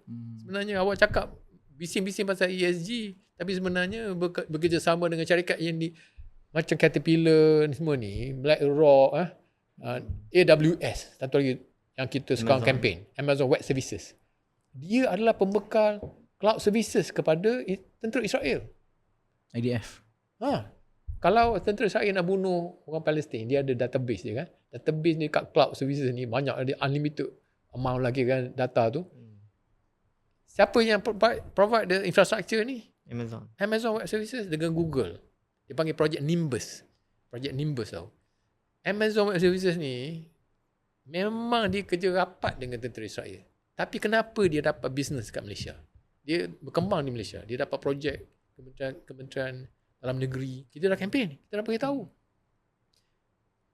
Bahaya satu kan. Sebab data tu, dia cakap Amerika. Dia simpan data dalam cloud. Dia boleh transfer mana masa kan. Jadi masih lagi dapat. Itu satu target. Kenapa payah? Sebab apa? Kita sangat pentingkan, takat ni nampak macam pentingkan teknologi kan. Kita nak suruh AWS labur kat sini. Tapi kita kena sedar bahawa syarikat ni bukan saja bersekongkol dengan Israel. Bahkan dia boleh digunakan oleh Israel untuk dapat maklumat. Melalui kan dia cloud. Dia boleh dapat maklumat. Dia ada undang-undang Amerika. Mana-mana syarikat yang ada information, kalau kerajaan Amerika kata dia nak maklumat tu untuk national security, dia kena bagi. Faham? Tapi Prof, kalau macam tadi kan Prof ada sebut macam BDS kan dah sebelum ni doktor pernah jumpa dengan even pengerusi Saim Dabi, tapi dah lama masih lagi tak boleh nak ni kan, sebabkan kerajaan pun tak bagi kata putus macam mana nak keluarkan caterpillar dan sebagainya. Macam kalau Intel tu mungkin kita boleh faham lah, sebab Intel memang dah lama dekat Malaysia kan, so nak halau dia orang balik tu macam susah. Tapi kalau macam doktor Prof sebut tadi AWS, Amazon kan, dia tak masuk lagi, tapi Dah masuk dah. tapi kenapa kerajaan masih Sebab yang saya nampak, sebab kita ni kadang-kadang sebut pasal pentingkan perjuangan Palestin, kita pun pentingkan ekonomi, pentingkan teknologi. Jadi kita macam confuse sikit mana satu yang paling penting. Jadi kalau kita paling penting tentang perjuangan Palestin ni, kita patut kita AWS, kita kata ada option tak? Ada sebenarnya tahu. Option cloud services ni TM boleh buat. Dia ada teknologi. Bukan tak boleh. Dia banyak perjuangan tenaga. Dia ada tenaga, kita ada tenaga TMB yang provide electric services kan. Dia nak buat data center dan sebagainya. Kita boleh buat sendiri sebenarnya kan. Dari teknologi tu cloud services memang saya tahu orang telekom memang ada kepakaran tu. Dia boleh buat sendiri. Tapi sebab kita rasa bahawa syarikat Amazon ni hebat. Mungkin dia ada peluang investment. Dia ada perception kan. Itu yang masalahnya kan. Jadi soalan ni kenapa? Sebab kita confuse tentang mana yang penting, mana yang kurang penting. Bagi saya perjuangan Palestin ni penting kan. Paling penting. Jadi kita kena sanggup berkorban lah. Patutnya bagi saya bukan korban sangat pun, sebab memang kita boleh buat sendiri pun. Ikutkan boykot ni dia ibaratnya satu usaha untuk kata apa, kalau semudah itu kita cakap kat Caterpillar, tarik jangan provide kat Israel, tak ada aku boykot tu kan. Tapi sebab dia orang nampak ini satu kata apa, banyak benda peluang orang kata apa, capital besar untuk dia orang dapat sekian-sekian. Cara untuk kita nak hentikan dia pun ni melalui boykot supaya kesan sudut ekonomi dia orang lah. Supaya dia rasa rugi. Sebab bisnes kepada Israel tu mungkin ada lah. Tapi yang besar, yang banyak lagi ni, dia boleh korbankan Israel ni untuk dapat bisnes lain. Kalau kita kata, kalau semua orang sanggup kata, okay, kamu tak nak buat bisnes dengan kamu kalau kamu membantu Israel. Kalau ramai, banyak syarikat, banyak negara mempunyai pendirian itu, dia pun kibat lah kan. Sebab Israel itu kecil je. Kan? Jadi kita kena bagi tahu syarikat-syarikat ni, macam Nestle, saya bagi tahu dekat dia punya pengurusan. Dia kata dia ada operation in lebih dari 100 negara. Saya cakap kat dia, kalau awak ada begitu banyak operasi seluruh negara, kamu korbankan apa yang risaunya Israel ni kan. Satu je. Kan? Kamu susah sekarang ni dekat Malaysia. Walaupun Nestle tak masuk dalam kita punya list, tapi ramai orang Malaysia boykot dia. Dia tahu. Kenapa orang boykot dia? Sebab kamu ada kaitan dengan Israel. Jadi saya tanya dia, kalau macam tu, apa susah sangat? Satu negara je kamu korbankan, dapat banyak bisnes. Malaysia punya market lebih besar daripada Israel kan. Kenapa tak nak ni? Dia diam je. Dia tak fikir selama ni kan. Masalahnya mungkin dia takut. Sebenarnya ada satu lagi masalah lah. Amerika dia ada undang-undang. Ada apa? Satu undang-undang. Undang-undang kat Amerika ni sebab kuat sangat pengaruh orang Zionis ni. Mana-mana syarikat yang boykot Israel boleh kena denda. Oh, macam tu. Boykot Amerika boleh, boykot Israel tak boleh. Pelik tak? Boykot Israel adalah satu jenayah. Tak boleh.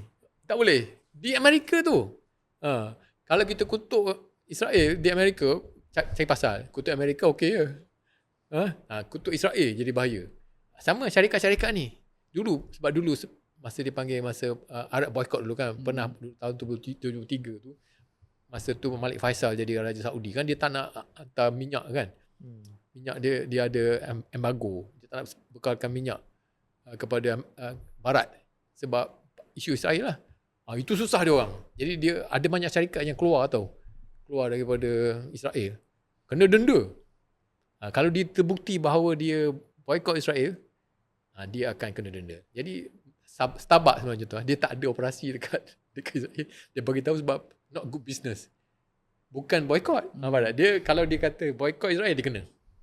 Tapi dia dah keluar sebenarnya daripada Israel, Starbucks ni. Sebab dia Starbucks? dia tak boleh buat duit. Kiranya boykot ke atas Starbucks ni memang bagi antara contoh kejayaan lah. Kata bagi impact. Kami tak campaign pun. Oh tak campaign Kami tapi tak campaign pun. Dia kira organik. Tapi dia keluar tu sebab memang dia tak dapat bisnes. faham. Tak untung Tak lah. profitable. Itu yang sebabnya kan. Sebab market dia kecil je. Tapi di Malaysia rasanya boykot Starbucks ni antara yang rakyat boykot banyak. Memang Pasal betul. Memang kita kalau di Starbucks di Malaysia banyak scale down lah dia punya operasi. KFC pun kena boykot kan. Dia pun tak masuk dalam senarai Senarai BDS. ni Sebab lah, apa? Dia BDS. tak bagi makanan percuma kepada tentera Israel. Sebab tu dia tak masuk dalam list BDS. Tapi dia kena boykot sebab rakyat rasa bahawa dia ada kaitan dengan Israel. Rakyat rasa kan. Jadi tapi dia patutnya kalau dia tak nak orang boykot dia umumkan kami keluar daripada Israel kan. Senang cerita kan. Tapi dia takut. Dia takut dia kena US. dia cari kat US pun. Betul.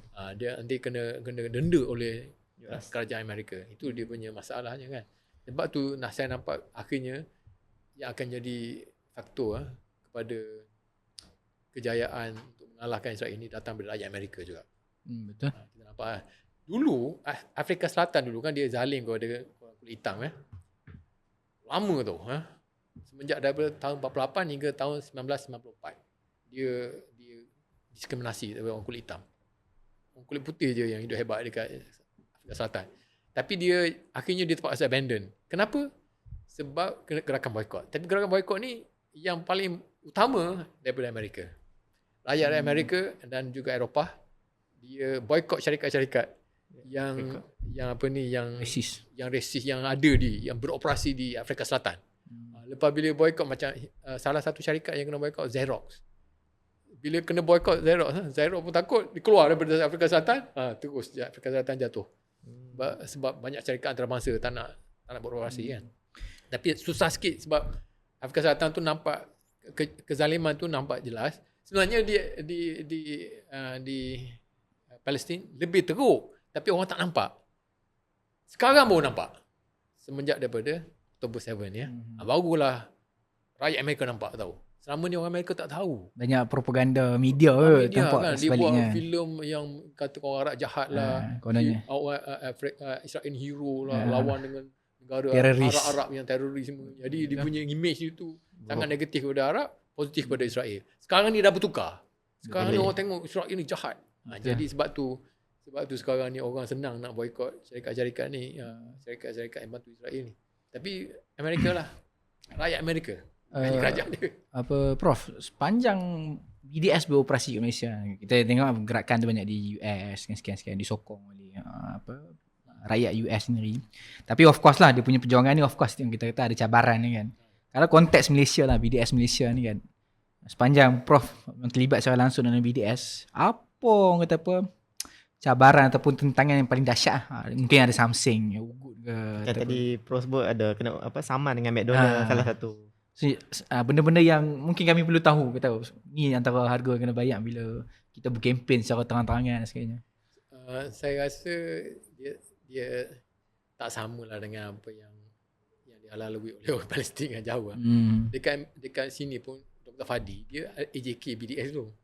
Dr. Fadi Baltash nama dia, Dr. Fadi Baltash. Kan dia kena bunuh.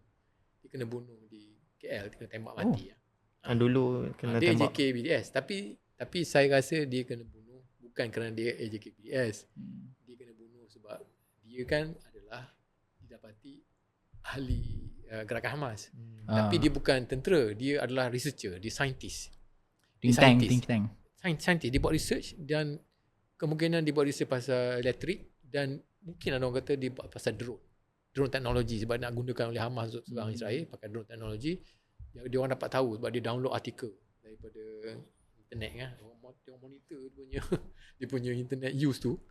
Dan sebab tu dia kena bunuh. Maknanya bukan atas dasar kempen boykot lah. Kempen boykot ni alhamdulillah setakat ini tak ada masalah. Tak ada ancaman nyawa. Walaupun dia bagi ancaman secara lisannya. Dia kata kita Menteri Pertahanan Israel Katz sekarang Israel Katz masih lagi kabinet Israel. Dia kata kita akan hapuskan kepimpinan gerakan boykot antarabangsa. Kita akan hapuskan, dia kata. We will eliminate the civilian leadership of the BDS movement. Dia cakap macam tu lah. Tapi setakat ini belum ada apa-apa lagi lah. Kalau BDS kat Malaysia ni mungkin dia senang lagi sikit sebab konteks kita kat Malaysia pun lebih menerima sebagainya. InsyaAllah. Harap semua baik-baik lah. Harap je tu lah. Perlindungan insyaAllah. Tapi akhir sekali Tuhan yang menentukan. Yelah. Kalau kita keluar ni katakan naik kereta pun sekarang lori berlanggar kita bila masa. Kita kena fikir Tuhan yang menentukan segala-galanya. Dan sebenarnya kempen boycott ni untuk setengah orang lah, setengah kelompok ni dia melihat sebagai kata apa, saya quote lah, antara benda yang saya terima daripada circle saya yang berbeza pendapat. Ada yang claim kata ekstrim, ada yang claim sebagai ekstrim kita tahu tadi lah, ada hilang kerja, ada pasal sekian-sekian. Ada yang kata dia bukan sebahagian pada agama, tak ada pun Islam anjurkan sekian-sekian. So apa hujah-hujah yang kita nak counter untuk idea kena boycott sebab ini tanggungjawab moral kita. Okey. Sebenarnya ada hadis kan pasal seorang sahabat pada zaman Nabi tu dia masuk Islam. Kemudian dia boycott orang kafir Mekah.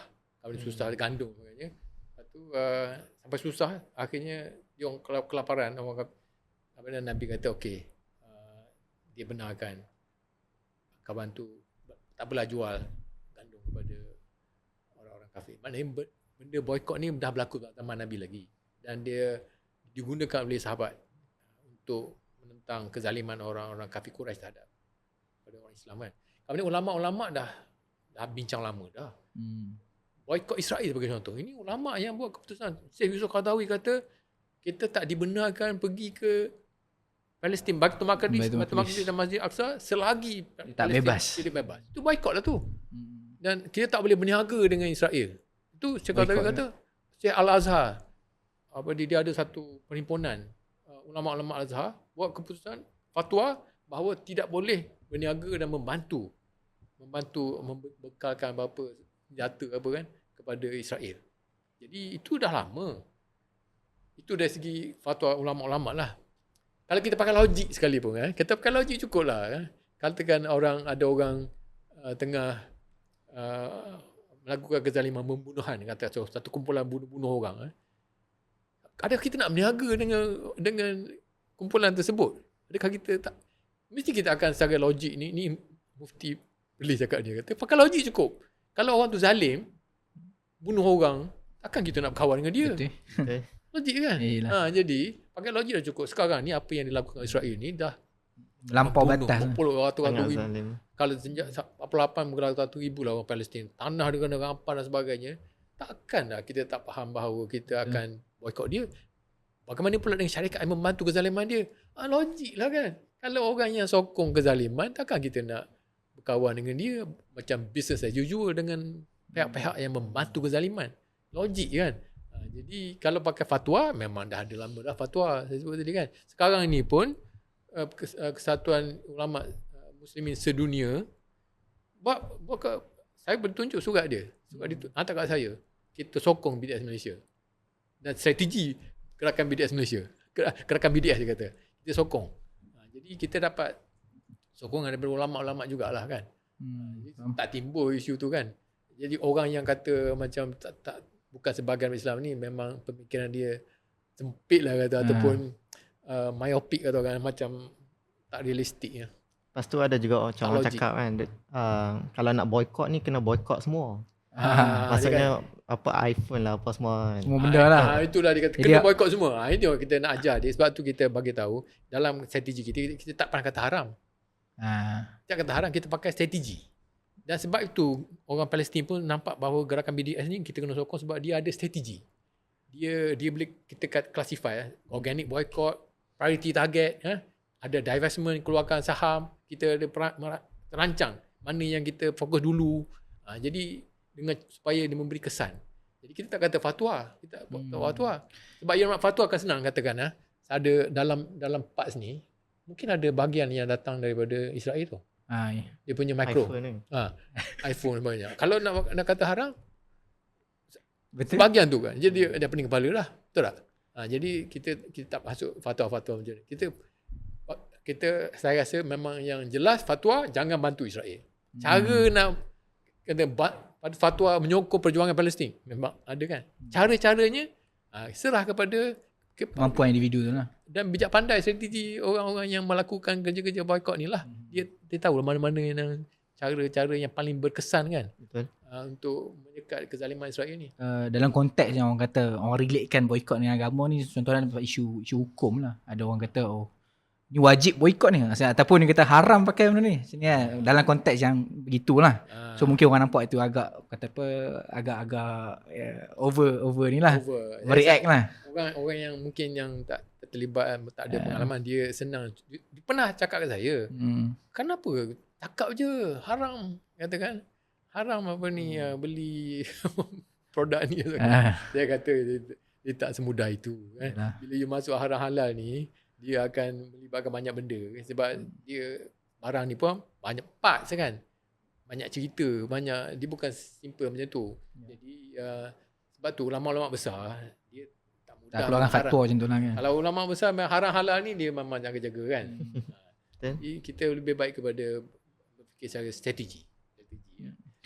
Jadi dari segi wajib tu, wajib menyokong perjuangan Palestin secara umum lah kan. Kalau Prof boleh kongsikan lah pada penonton kita melalui platform yang kita ada ni lah, jenis sokongan yang paling BDS perlukan pada rakyat Malaysia lah, untuk bantu perjuangan yang BDS yang selari lah untuk bebaskan Palestin dan sebagainya lah. Okey, jadi saya sebut tadi salah satu daripada target utama adalah syarikat-syarikat yang bersekongkol secara direct. Secara direct dengan Israel. Contoh dia Caterpillar, satu lagi Amazon Web Services. Okay. Jadi kalau kita boleh buktikan bahawa sebuah negara sanggup untuk memboikot syarikat ni yang jelas membantu, kan kita nampak jentolak tu kan, memang kita nampak dia robohkan bangunan. Jadi kalau kita boleh yakinkan kerajaan Malaysia untuk bagi tahu kepada Sime Darby melalui PNB berhenti bisnes dengan Caterpillar, ini akan menjadi satu semangat besar lah. Betul. Dia ada major victory kepada gerakan BDS. Maknanya syarikat ni akan sedar bahawa dia akan lose business. Sebuah negara, kan negara lain pun akan, kerana kalau Malaysia boleh buat, kenapa negara lain tak boleh buat? Malaysia boleh buat, Indonesia tak boleh buat macam Malaysia. Memang pasal ZIM pun dah dia orang cakap macam tu. Indonesia maknanya banyak benda dia segan kepada Malaysia tau. Sebab Malaysia sanggup cakap macam ni. Sebab Indonesia ni tak kenapa lah, dia nak sangat duit daripada Amerika, ekonomi dia lemah ke apa, sebab ekonomi dia banyak sumber tapi pengurusan tak betul, akhirnya tak cukup duit, nak bergantung kepada Amerika kan. Itu masalah dia. Sebab tu dia takut dengan Amerika ni. Dia takut kepada UAE ya. Dia nak duit. Jadi dia sanggup ikut apa ni Trump ni lah. Itu masalah. Tapi kalau kita buat apa yang kita patut buat ni, rakyat Indonesia akan beri tekanan kepada kerajaan dia. Yang dia kena ikut jugalah, sebab mungkin dari pilihan raya nanti kan dia akan salah kan. Jadi ini yang kita nak buat ni. Amazon Web Services. Sekarang ni saya kempen lama dah, tapi oleh kerana rakyat Malaysia dia lebih fokus pada McDonald kan. Sisa makan. Jadi saya kata mungkin sebab perut ni dekat dengan hati kot. Dekat. Perut betul. Sebenarnya yang lebih penting ni syarikat-syarikat yang membantu secara direct. Macam AWS yang implisit secara langsung lah kan. Secara langsung tu kan. Boeing betul kan. Ini satu problem pula ni. Boeing ni pembekal senjata kepada Israel, bom kan. Banyak kepada Israel. Bukan kapal terbang saja. Bukan kapal terbang je. Jadi kalau tengok Boeing, Google ya, Boeing Complicity Israel. Memang ada dia punya aspek-aspek yang dia membantu Israel. Jadi kalau kita boleh yakinkan kerajaan kita supaya jangan bekerjasama dengan syarikat-syarikat seperti ini, inilah yang kita perlu kan. Tapi kerajaan dia dengar pada rakyat. Kalau rakyat sentimen dia tak kuat, dia buat tak tahu je kan. Dia tengok macam baru ni pasal yang NS School kan. NS Network School kan. Rakyat bising melalui internet, dia pun terpaksa buat kena buat tindakan lah untuk investigate kan. Sebelum, kalau orang tak bising tak jadi apa. Tapi Prof kan, kalau macam tadi, kalau McDonald kan mungkin lebih lagi senang lah kalau orang biasa nak boykot, sebab dia macam Dr. sebut tadi, dia dekat dengan perut. Tapi kalau macam mana orang biasa campaign melalui, sebagai contoh, email kepada PNB. Kita ada petition. Kalau pergi ke BDS ni, kita website, kita ada petition. Kalau pergi petition kami, kita ada. Kenapa kita kena boycott syarikat Caterpillar kan? Kalau kita ada 100,000 orang sokong, kita boleh serahkan petition ni. Sejauh mana petition ni berkesan, Prof? Sejauh mana? Sejauh mana? Saya cerita tadi pasal ZIM. Petition kita 25,000 dalam masa 5 hari. Kerajaan buat, tengok macam ramai sokong kan, ramai yang concern lah. Sama macam isu Linas. Linas. Bising sekarang ni. Sebab Linas dia nak bekalkan Rare output dia tu. Saya lupa dah technical term dia tu, yang digunakan oleh Department of Defense Amerika untuk buat senjata. Tapi kita tahu senjata ni Amerika dengan Israel rapat. Jadi kemungkinan besar senjata ni akan sampai ke Israel. Jadi kita kata kalau macam tu, Linas patutnya tak boleh buat macam ni kan. Sekarang bila kita bising, baru ni kita buat protes dekat Parlimen, masuk dalam sosial media semua. Baru ni Parlimen ada buat special committee, select committee hearing, dengar apa hujah-hujah yang kerajaan patut consider. Mungkin buat peraturan Linas tak boleh supply kepada Department of War Amerika. Kemungkinan lah. Jadi kita apabila orang bising, yang penting bising. Bising tu melalui sosial media, petition dan sebagainya. Itu yang Malaysia ni antara orang nampak kita ni strong, kata apa, principle lah, melawan terang-terangan lah kritik Israel, isu-isu manusia dan sebagainya. Tapi in other hand lah kan, itulah isu-isu ni lah, isu-isu macam Caterpillar sekian-sekian kan. Semua orang dia membahasakan ni sebagai satu benda hipokrasi. Apa pendapat Prof lah? Prof rasa cukup ke kerajaan buat apa yang sudah buat cukup ke, sudah memadai, ataupun ada banyak benda lagi yang selesai lah? Istilah ataupun Prof pun juga guna istilah hipokrasi. Saya pakai istilah inconsistent juga. Inconsistent lah. Jadi words are not consistent with actions. Jadi cakap-cakap ataupun laungan-laungan kerajaan nampak macam tidak selari dengan tindakan dia. Jadi sepatutnya kan selari lah.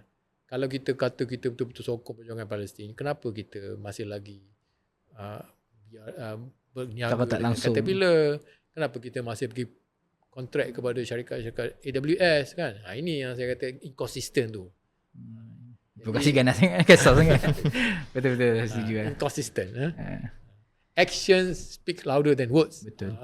Tindakan tu lebih penting daripada kata-kata. Kata-kata laungan ni macam saya bagi contoh negara Turki, dia bising juga tu. Bising, tapi dia pandai, dia main politik bising, tapi sebenarnya dia tak putuskan hubungan diplomatik pun dengan Israel. Ada embassy Israel ada di Turki. Betul. Dia masih berniaga, berdagang dengan Israel, Turki, tapi dia bising. Jadi dia pun satu lagi contoh inconsistency. Antara contoh yang rasa mungkin latest lah kan, isu NS ataupun network school. Network school. By Forest City lah kan. Itulah kalau Prof boleh kongsikan jugalah apa yang berlaku. Okay. Apa yang berlaku ialah di Forest City ni ada seorang teknopreneur lah, namanya Balaji Srinivasan ni. Dia ni datang ke sana. Dia nama India, tapi saya tak pasti ni rakyat India ke daripada Amerika. Dia ni teknopreneur, dia dalam bidang teknologi. Ni. Dia nak buat satu penempatan, satu macam community. Yang masalahnya dia pakai istilah Zionism. Sebab dia kata telah berlaku dalam sejarah sebuah komuniti baru telah ditubuhkan dan berkembang. Di mana? Di Israel, di Palestin. Ini masalahnya. Rupa-rupanya dia ni admirer kepada Israel. Dia kata satu komuniti yang asing datang, diwujudkan dan berkembang di bumi Palestin. Itu Israel. Itulah dia disebut Zionism tu. Dia guna istilah tu. Dia guna Zionism. Maknanya dia ni admirer kepada ni. Tambah pula dalam bidang teknopreneur ni pun, teknologi ni banyak juga orang Israel yang terlibat. Jadi dia pakai idea tu, dia kata nak buat satu komuniti baru yang berkembang di tempat baru kan. Iaitu di Forest City. Jadi kita memanglah satu ialah idea dia admire kepada Israel tadi. Yang keduanya bila dia panggil orang dari satu negara ni, termasuk rakyat Israel. Kemudian yang ketiganya dia nak buat macam komuniti baru. Komuniti baru ni apa maksud dia? Dia kan lepas negara kita ada undang-undang kita. Adakah dia nak berdaulat ke? Kalau Israel tu memang dia dah tak ikut, tak dengar, dia hapuskan ignore antarabangsa kan. Dia rampas tanah tu. Adakah dia ada cita-cita nak rampas ke tanah di Kepala City tu? Tambah pula dia dekat dengan Singapura kan. Adakah dia nak instigate Singapura tu bantu dia rampas tanah tu? Kita tak tahu kan. Kemudian yang juga saya sebut tadi, salah satu masalahnya ialah yang datang tu daripada luar negara dan kemungkinan mereka adalah rakyat Israel yang pakai pasport negara lain. Jadi kalau dia ada ramai kat situ pun bahaya juga. Betul. Sebab dia boleh masuk kat Malaysia. Dia dah masuk Malaysia dah tu maknanya. Dia punya sovereignty lah kan. Dia dah masuk Malaysia. Dia orang Israel, dia masuk Malaysia. Adakah dia jadi spy ke? Adakah dia akan ejen Mossad ke? Ejen Mossad ke? Allah Allah, kita tak tahu kan. Ini yang jadi kerajaan Malaysia kena selidik lah. Take it seriously dan investigate. Selain daripada tadi Prof sebut kenaan dengan fungsi numbers dalam petition ni kan, apa lagi peranan yang penting lah yang rakyat boleh buat bagi tekanan kepada kerajaan secara langsung? Saya kata dia kena bising lah, turun protes sekali kat media sosial. Turun protes pun ya, media sosial pun ya, kita kena bising tau. Maknanya dalam kita tak boleh jadi seasonal lah kan, kita kata seasonal. Maknanya jangan sekarang ni duk sibuk bola apa kan. Duk bincang pasal bola je. Kita kena sedar bahawa orang Palestin kena bunuh, masih lagi kena bunuh sekarang ni kan. 1,000 lebih dah semenjak ceasefire tu. Semalam kemarin dulu 14 orang kena bunuh. Tengah buat nak pergi tanam jenazah, dia berkumpul, dia pergi bomnya kumpulan orang-orang yang nak pergi bawa jenazah ni. Jadi ini jahatnya Israel ni kan. Jadi maknanya kezaliman tu berlaku. Jadi kita mungkin ramai orang dia rasa letih dah. Dia rasa letih, itu masalahnya. Kita kena bayangkan bahawa kalau kita rasa letih, kalau bayangkan kita dalam keadaan dia. Kalau kita rasa letih, dia macam mana lagi? Dengan rumah dah tak ada, duduk dalam kemah kan. Boleh mati bila-bila masa. Jadi makanan tak cukup. Jadi kita kena sedar. Caranya macam mana? Alhamdulillah saya bernasib baik. Saya terlibat dalam gerakan ni lah. Jadi bila saya terlibat, saya kena baca lah. Jadi caranya ialah orang semua kena libatkan. Bila kita terlibat, kita pun akan bacalah. Baca berita. Bila kita baca berita, sejarah, kita akan peka lah. Kepekaan ni kalau gerakan dakwah sekalipun, orang yang gerakan dakwah, masalahnya kadang-kadang gerakan dakwah ni ada yang buat kerja Palestin, ada yang buat kerja sekolah-sekolah kebajikan. Jadi dia dah specialize. Bila specialize, dia tak kisah sangat pasal Palestin. Ini dia pun lupa lah. Dia tak cakap pasal benda ni. Dia bahaya. Jadi kita kena cakap juga pasal benda ni. Tambah orang Malaysia ni kalau kata dia orang buat tapi nampak macam tak ada hasil lah, kita malah tak ada apa kan. Macam tak ada apa kan. Jadi dia bukan, saya pernah dengar seorang orang di asal rakyat Israel, tapi dia kena halau lah sebab dia kempen sokong Palestin. Nama dia Profesor Ilham Pape. Penulis buku. Dia sekarang duduk di England. Dia jadi rakyat Britain jugalah. Jadi dia banyak menulis dan memang kempen benci betul kat Israel ni. Dia kempen kuat. Bila orang tanya dia pasal kesan-kesannya, dia jawab apa tau? Kita ni aktivis. Kalau aktivis, kita tak tengok pasal kesan. Kita buat apa yang kita kena buat, dia kata. Kesan tu bukan penting, dia kata. Kalau kita tengok kesan, kita akan give up lah, dia kata kan. Sebab macam tak berkesan. Dia ni bukan Islam pun. Dia bukan Islam bila nampak bahawa perjuangan ni bukan perjuangan berdasarkan kesan. Dia perjuangan berdasarkan prinsip. Jadi apabila kezaliman berlaku, dia akan tetap berjuang, dia kata. Jadi dia boleh cakap pasal tu, macam mana orang Islam? Betul lah. Sebab apa? Orang Islam dia ajar dulu kan. Sebab apa? Dia punya outcome, kesan tu Tuhan yang menentukan. Betul. Natijah tu soal Tuhan yang menentukan. Kita buat usaha je. Jadi patutnya tak timbul lah. Especially dekat orang Islam masih lagi tentu sekali tidak timbul isu kesan tak kesan ni kan. Tapi saya kata kalau kita selalu baca berita pasal Palestin, insya-Allah kita tak akan rasa letih. Sebab kita nampak. Yang keduanya, nak baca tu kita kena libatkan. Mungkin kena jadi ahli BDS ke ataupun penyokong BDS ke masuk kan, terlibat dengan gerakan Palestin. Barulah dia akan sentiasa peka dengan apa yang berlaku di sana. Saya ada juga macam circle beberapa kawan yang dia orang rasa macam isu Palestin ni macam dah tak boleh nak buat apa lah. Maksudnya dalam konteks individu kan macam dah fed up. Maksudnya kalau ni pun kalau kerajaan pun tak boleh buat apa-apa tak lagi kita kan. So apa nasihat Prof untuk orang macam ni lah. Jadi satu saya rasa dia kena, kalau dia baca tentang apa yang berlaku di Palestin, baca maknanya dalam berita antarabangsa, pergi website pasal Palestin, Al Jazeera pun ada dia baca, dia akan sedar bahawa orang masih dibunuh dan orang dia susah dan sebagainya kan. Kalau dia baca, kalau hati dia nurani dia sensitif, dia tak akan give up. Sebab dia tak kena biarkan. Dia buatlah apa yang setakat dia boleh buat.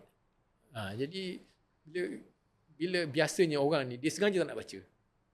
Sebab kalau dia baca dia rasa macam tertekan tu. Orang dia rasa macam ni isu Palestin bukan isu Malaysia. Apa berkaitan aku kan. Itu pun satu hal jugalah. Masalah. Saya jumpa ramai orang tu. Selalu komen-komen Facebook kata kerajaan kalut. Siapa kata Malaysia orang kebajikan tak selesai kalut pasal Palestin. Saya rasa ni bahaya lah. Dia kata mentang-mentang Malaysia tak dijas begitu, kita lupa rakan saudara. Dia kena kebayangkan datang orang lain daripada luar, rampas tanah kita, tahu kita kat halau kita keluar. Lepas tu orang luar negara lain kata, itu punya pasal lah, kita ada banyak masalah. Apa kita rasa kalau kita sendiri dalam keadaan yang dizalimi Suatu ketika dulu lah, antara isu yang famous jugalah, pekerja Microsoft lah kan. Ataupun Microsoft ni antara syarikat gasi kan. Dia punya pekerja-pekerja tu sanggup bila tahu isu Palestin Israel ni pun dia sanggup berhenti kerja kan. So pada pendapat Prof lah kan, apa faktor yang mendorong mereka ambil keputusan begitu padahal hilang pekerjaan? Betul. Saya rasa dia panggil ni conscience lah, bahasa Inggerisnya hati nurani dia lah. Hati nurani dia sensitif dengan isu kemanusiaan. Jadi dia walaupun dia bukan Islam tapi ada satu orang Morocco, dia orang Arab, satu lagi orang India. Orang India tu pun kena pecat juga. Kerja Microsoft juga. Sebab dia ada rasa conscious. Baca tak tentang Rachel Corrie? Rachel Corrie ni seorang rakyat Amerika, perempuan umur belasan tahun. Dia pergi 2003 tau benda ni. Dia pergi ke masa tu di tebing barat Gaza, masa tu Gaza. Israel gobohkan rumah dengan senjata Caterpillar ni. Dia pergi duduk depan. Datang dari Amerika, duduk depan bulldozer ni. Pakai baju kuning, ada gambar dia, Rachel Corrie. Dia duduk depan ni, pakai helmet, dia pakai ni. Stop demolishing Palestinian home. Stop demolishing. Kata tolak tu, terus pergi. Dia angkat blade dia besar tu, atas kepala dia tahu. Dia tak gerak tau. Dia tak gerak. Dia tahu atas kepala. Jatuh dia, mati. Mati dia. Baca Rachel Corrie. Bila saya pergi Amerika tahun dulu, bila tu? 2003. Lama dah. Sekarang ada mak bapak dia masih hidup. Dia buat Rachel Corrie Foundation. Saya pun baru lahir masa tu. Dia cerita tentang anak dia begitu sensitif, begitu peka, sanggup pergi dari Amerika, pergi ke Gaza, duduk depan bulldozer, sekat. Dia kata awak jahat merobohkan rumah-rumah orang Palestin. Saya tak akan benarkan. Dia duduk depan. Apa beza dia? Dia ada conscience. Jadi dia bukan Islam tu. Wallahualam, Allah Ta'ala lah yang akan jah dia pada akhirat nanti kan. Tapi kita, jadi saya baca tentang kes macam ni. Bukan dia, sekarang ni pun ada lagi orang-orang Amerika yang pergi ke sana. Ada yang buta mata. Kena tembak dengan senjata Israel, kena mata dia. Buta. Orang Amerika, orang kulit putih. Dekat Amerika sendiri yang pergi protes kat Princeton University, kena pecat. Tak boleh belajar lah. Tak boleh graduate. Tapi dia cakap apa tau? Yang PhD tu. Dia kata, my PhD is nothing compared to the life of a Palestinian child. Dia lebih, nyawa seorang Palestinian child ni lebih berharga daripada PhD saya.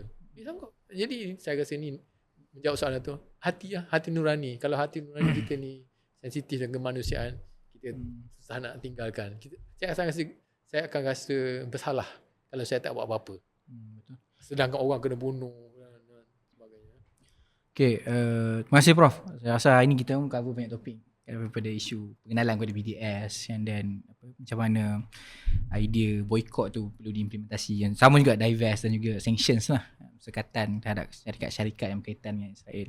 So basically goal utama kita adalah satu, selain menunjukkan solidariti berkenaan dengan kita dengan saudara Muslim atau bukan Muslim di Palestin, antara isunya isu kemanusiaan, isu yang kita rasa ada patutnya dekat dengan kita, kan? Dan itu peranan yang kita mainkan lah. Dan Prof pun ceritalah berkenaan dengan apa peranan yang kita perlu mainkan untuk pressure kerajaan untuk buat something. Banyaklah kita cover hari ni. Tadi sebelum kita tutup lah, kalau boleh Prof gulungkan lah mungkin sedikit pesanan ataupun nasihat kepada selebriti, rakyat Malaysia dan rata-rata lah yang menonton kita punya segmen podcast kali ini. Macam mana kita perlu konsisten dalam urusan boykot ataupun urusan-urusan yang berkaitan dengan usaha-usaha nak bagi tekanan terhadap ekonomi Israel dan sebagainya lah. Okay.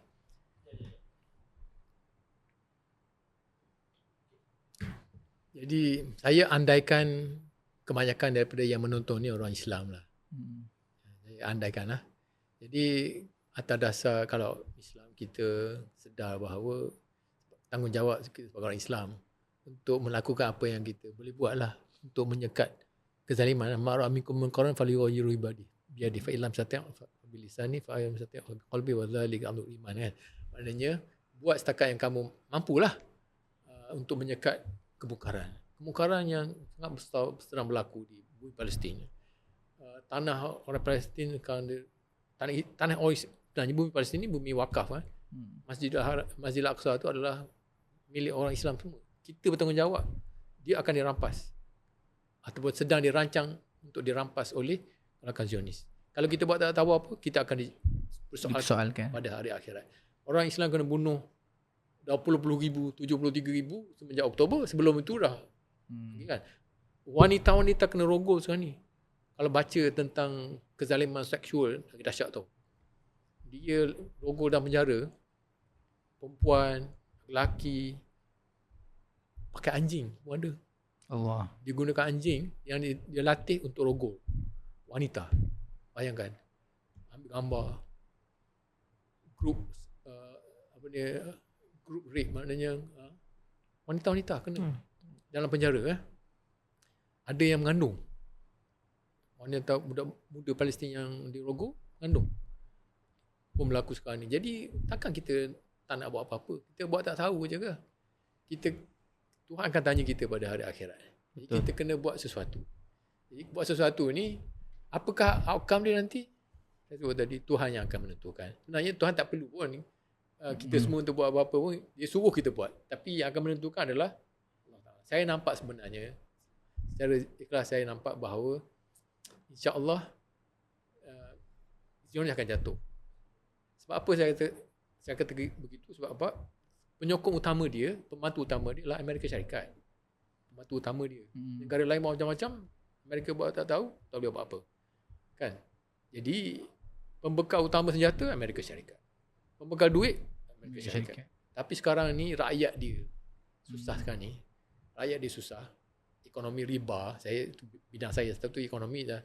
Mana-mana negara yang beramal dengan riba, dia akan menghadapi masalah. Negara kita termasuklah. Sebab tu sekarang ni orang marah kerajaan. Ganti kerajaan baru pun dia akan susah juga. Sama di Amerika Syarikat. Dia beramal dengan riba, dia susah. Bila dia susah, dia marah. Dia marah pada kerajaan dia. Dan salah satu modal yang digunakan sekarang adalah kita ni susah, tapi kamu duk hantar duit kat Israel. Tax dia orang sampai ke Israel. Untuk bunuh orang lah. Jadi itu sekarang ni bising dekat Amerika. Dia punya influential Tucker Carlson lah. Dia punya politician pun bising. Baru ni pilihan raya dekat New York, yang sokong Israel pun kalah. Yang anti Israel menang. Di New York yang ramai orang Yahudi. Maknanya trend dia nampak jelas bahawa rakyat dia memang benci kepada Israel. Jadi saya nampak tak sampai 5 tahun mungkin insya-Allah Israel akan collapse lah. InsyaAllah. Kan. Jadi saya nak bagi tahu lah, kalau orang Malaysia dia tak nak bantu, dia rugi. Dia rugi sebab perjuangannya akan terus dan insya-Allah akan berjaya. Tapi dia tak masuk dalam golongan yang membantu. Masa zaman Nabi dulu, orang yang berperang macam batu Nabi SAW nampak macam tak boleh menang je sebab sikit kan. Tapi akhirnya menang juga. Tapi yang terlibat daripada awal, dia yang paling untung. Tuhan puji dia kan, orang yang awalun, asabiqun awalun, orang yang awal-awal dalam perjuangan tu. Jadi inilah kita kena, insya-Allah dia akan menang. Tapi adakah kita terlibat atau tidak? Kalau kita tak terlibat, kita rugilah. Akan ditanya pada hari akhirat kelak, kamu ada bantu tak masa orang Palestin kena bunuh, kamu ada buat apa tak? Jadi itulah yang membuat saya terus bergiat, dan saya rasa kalau orang lain tak terlibat, dia rugi. Yang paling penting rugi di akhirat nanti kan. Jadi kalau tak nak rugi, teruskan dengan kerja-kerja ni, insya-Allah kejayaan nanti Tuhan yang akan menentukan. Dalam konteks ni kita kata kalau kita tak ambil bahagian, akan ada orang lain yang ambil bahagian. Ada orang, Gitulah konsep dakwah pun sekali lah. So Syauqi kalau ada sepatah dua pergulungan, silalah. Apa yang Prof sebut tadi, teringat juga ada satu kata-kata daripada Dr. tak silap saya Mustafa Masyhur, kan Ahmad Didat, dalam satu debat dia pernah cakap yang Islam ni dia akan menang, dan adakah Islam akan tetap menang with or without you lah. Sama ada kamu ada ataupun tak ada kamu pun, Islam tetap akan menang lah. So sama ada kamu ada ataupun tak ada, itu kamu yang rugi macam itulah. Yang tak terlibat yang rugi. So konteks dia boleh sama pakailah dalam konteks untuk membebaskan bumi Palestin lah. Dan of course lah dia sangat rapat dengan kita sebab Baitul Maqdis pun salah tu kiblat pertama kita. Ada yang relatekan dengan isu tauhid dan sebagainya. So saya rasa itu sahaja, kita sampai ke penghujung segmen podcast kita yang kali ini. Saya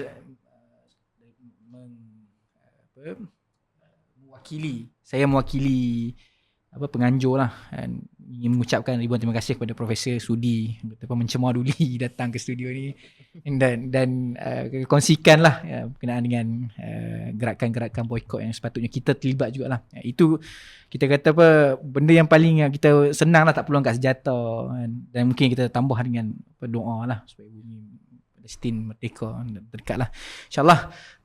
Terima kasih juga pada Syauqi menemani saya hari ini, dan juga tak lupa juga kepada pendengar-pendengar, penonton-penonton podcast kita yang masih setia mendokong dan juga mendengar lah podcast-podcast ciri-ciri kita yang kita telah keluarkan, dan harap-harap ada manfaat dan kebaikan lah yang kalian dapat. Dan insyaAllah stay tune untuk episod-episod yang akan datang. Kita akan teruskan dengan menjemput speaker-speaker ataupun tetamu jemputan yang daripada berbagai latar belakang untuk membahas isu-isu berkenaan dengan Palestin, geopolitik dan sebagainya lah. Jadi itu saja. Terima kasih sekali lagi, dan jangan lupa share dan juga like lah semua posting-posting di pelbagai platform yang kita ada lah, Facebook, YouTube, Spotify dan sebagainya. InsyaAllah itu saja. Terima kasih sekali lagi. Saya minta maaf kalau ada salah silap. Itu saja. Wallahualam. Assalamualaikum warahmatullahi wabarakatuh.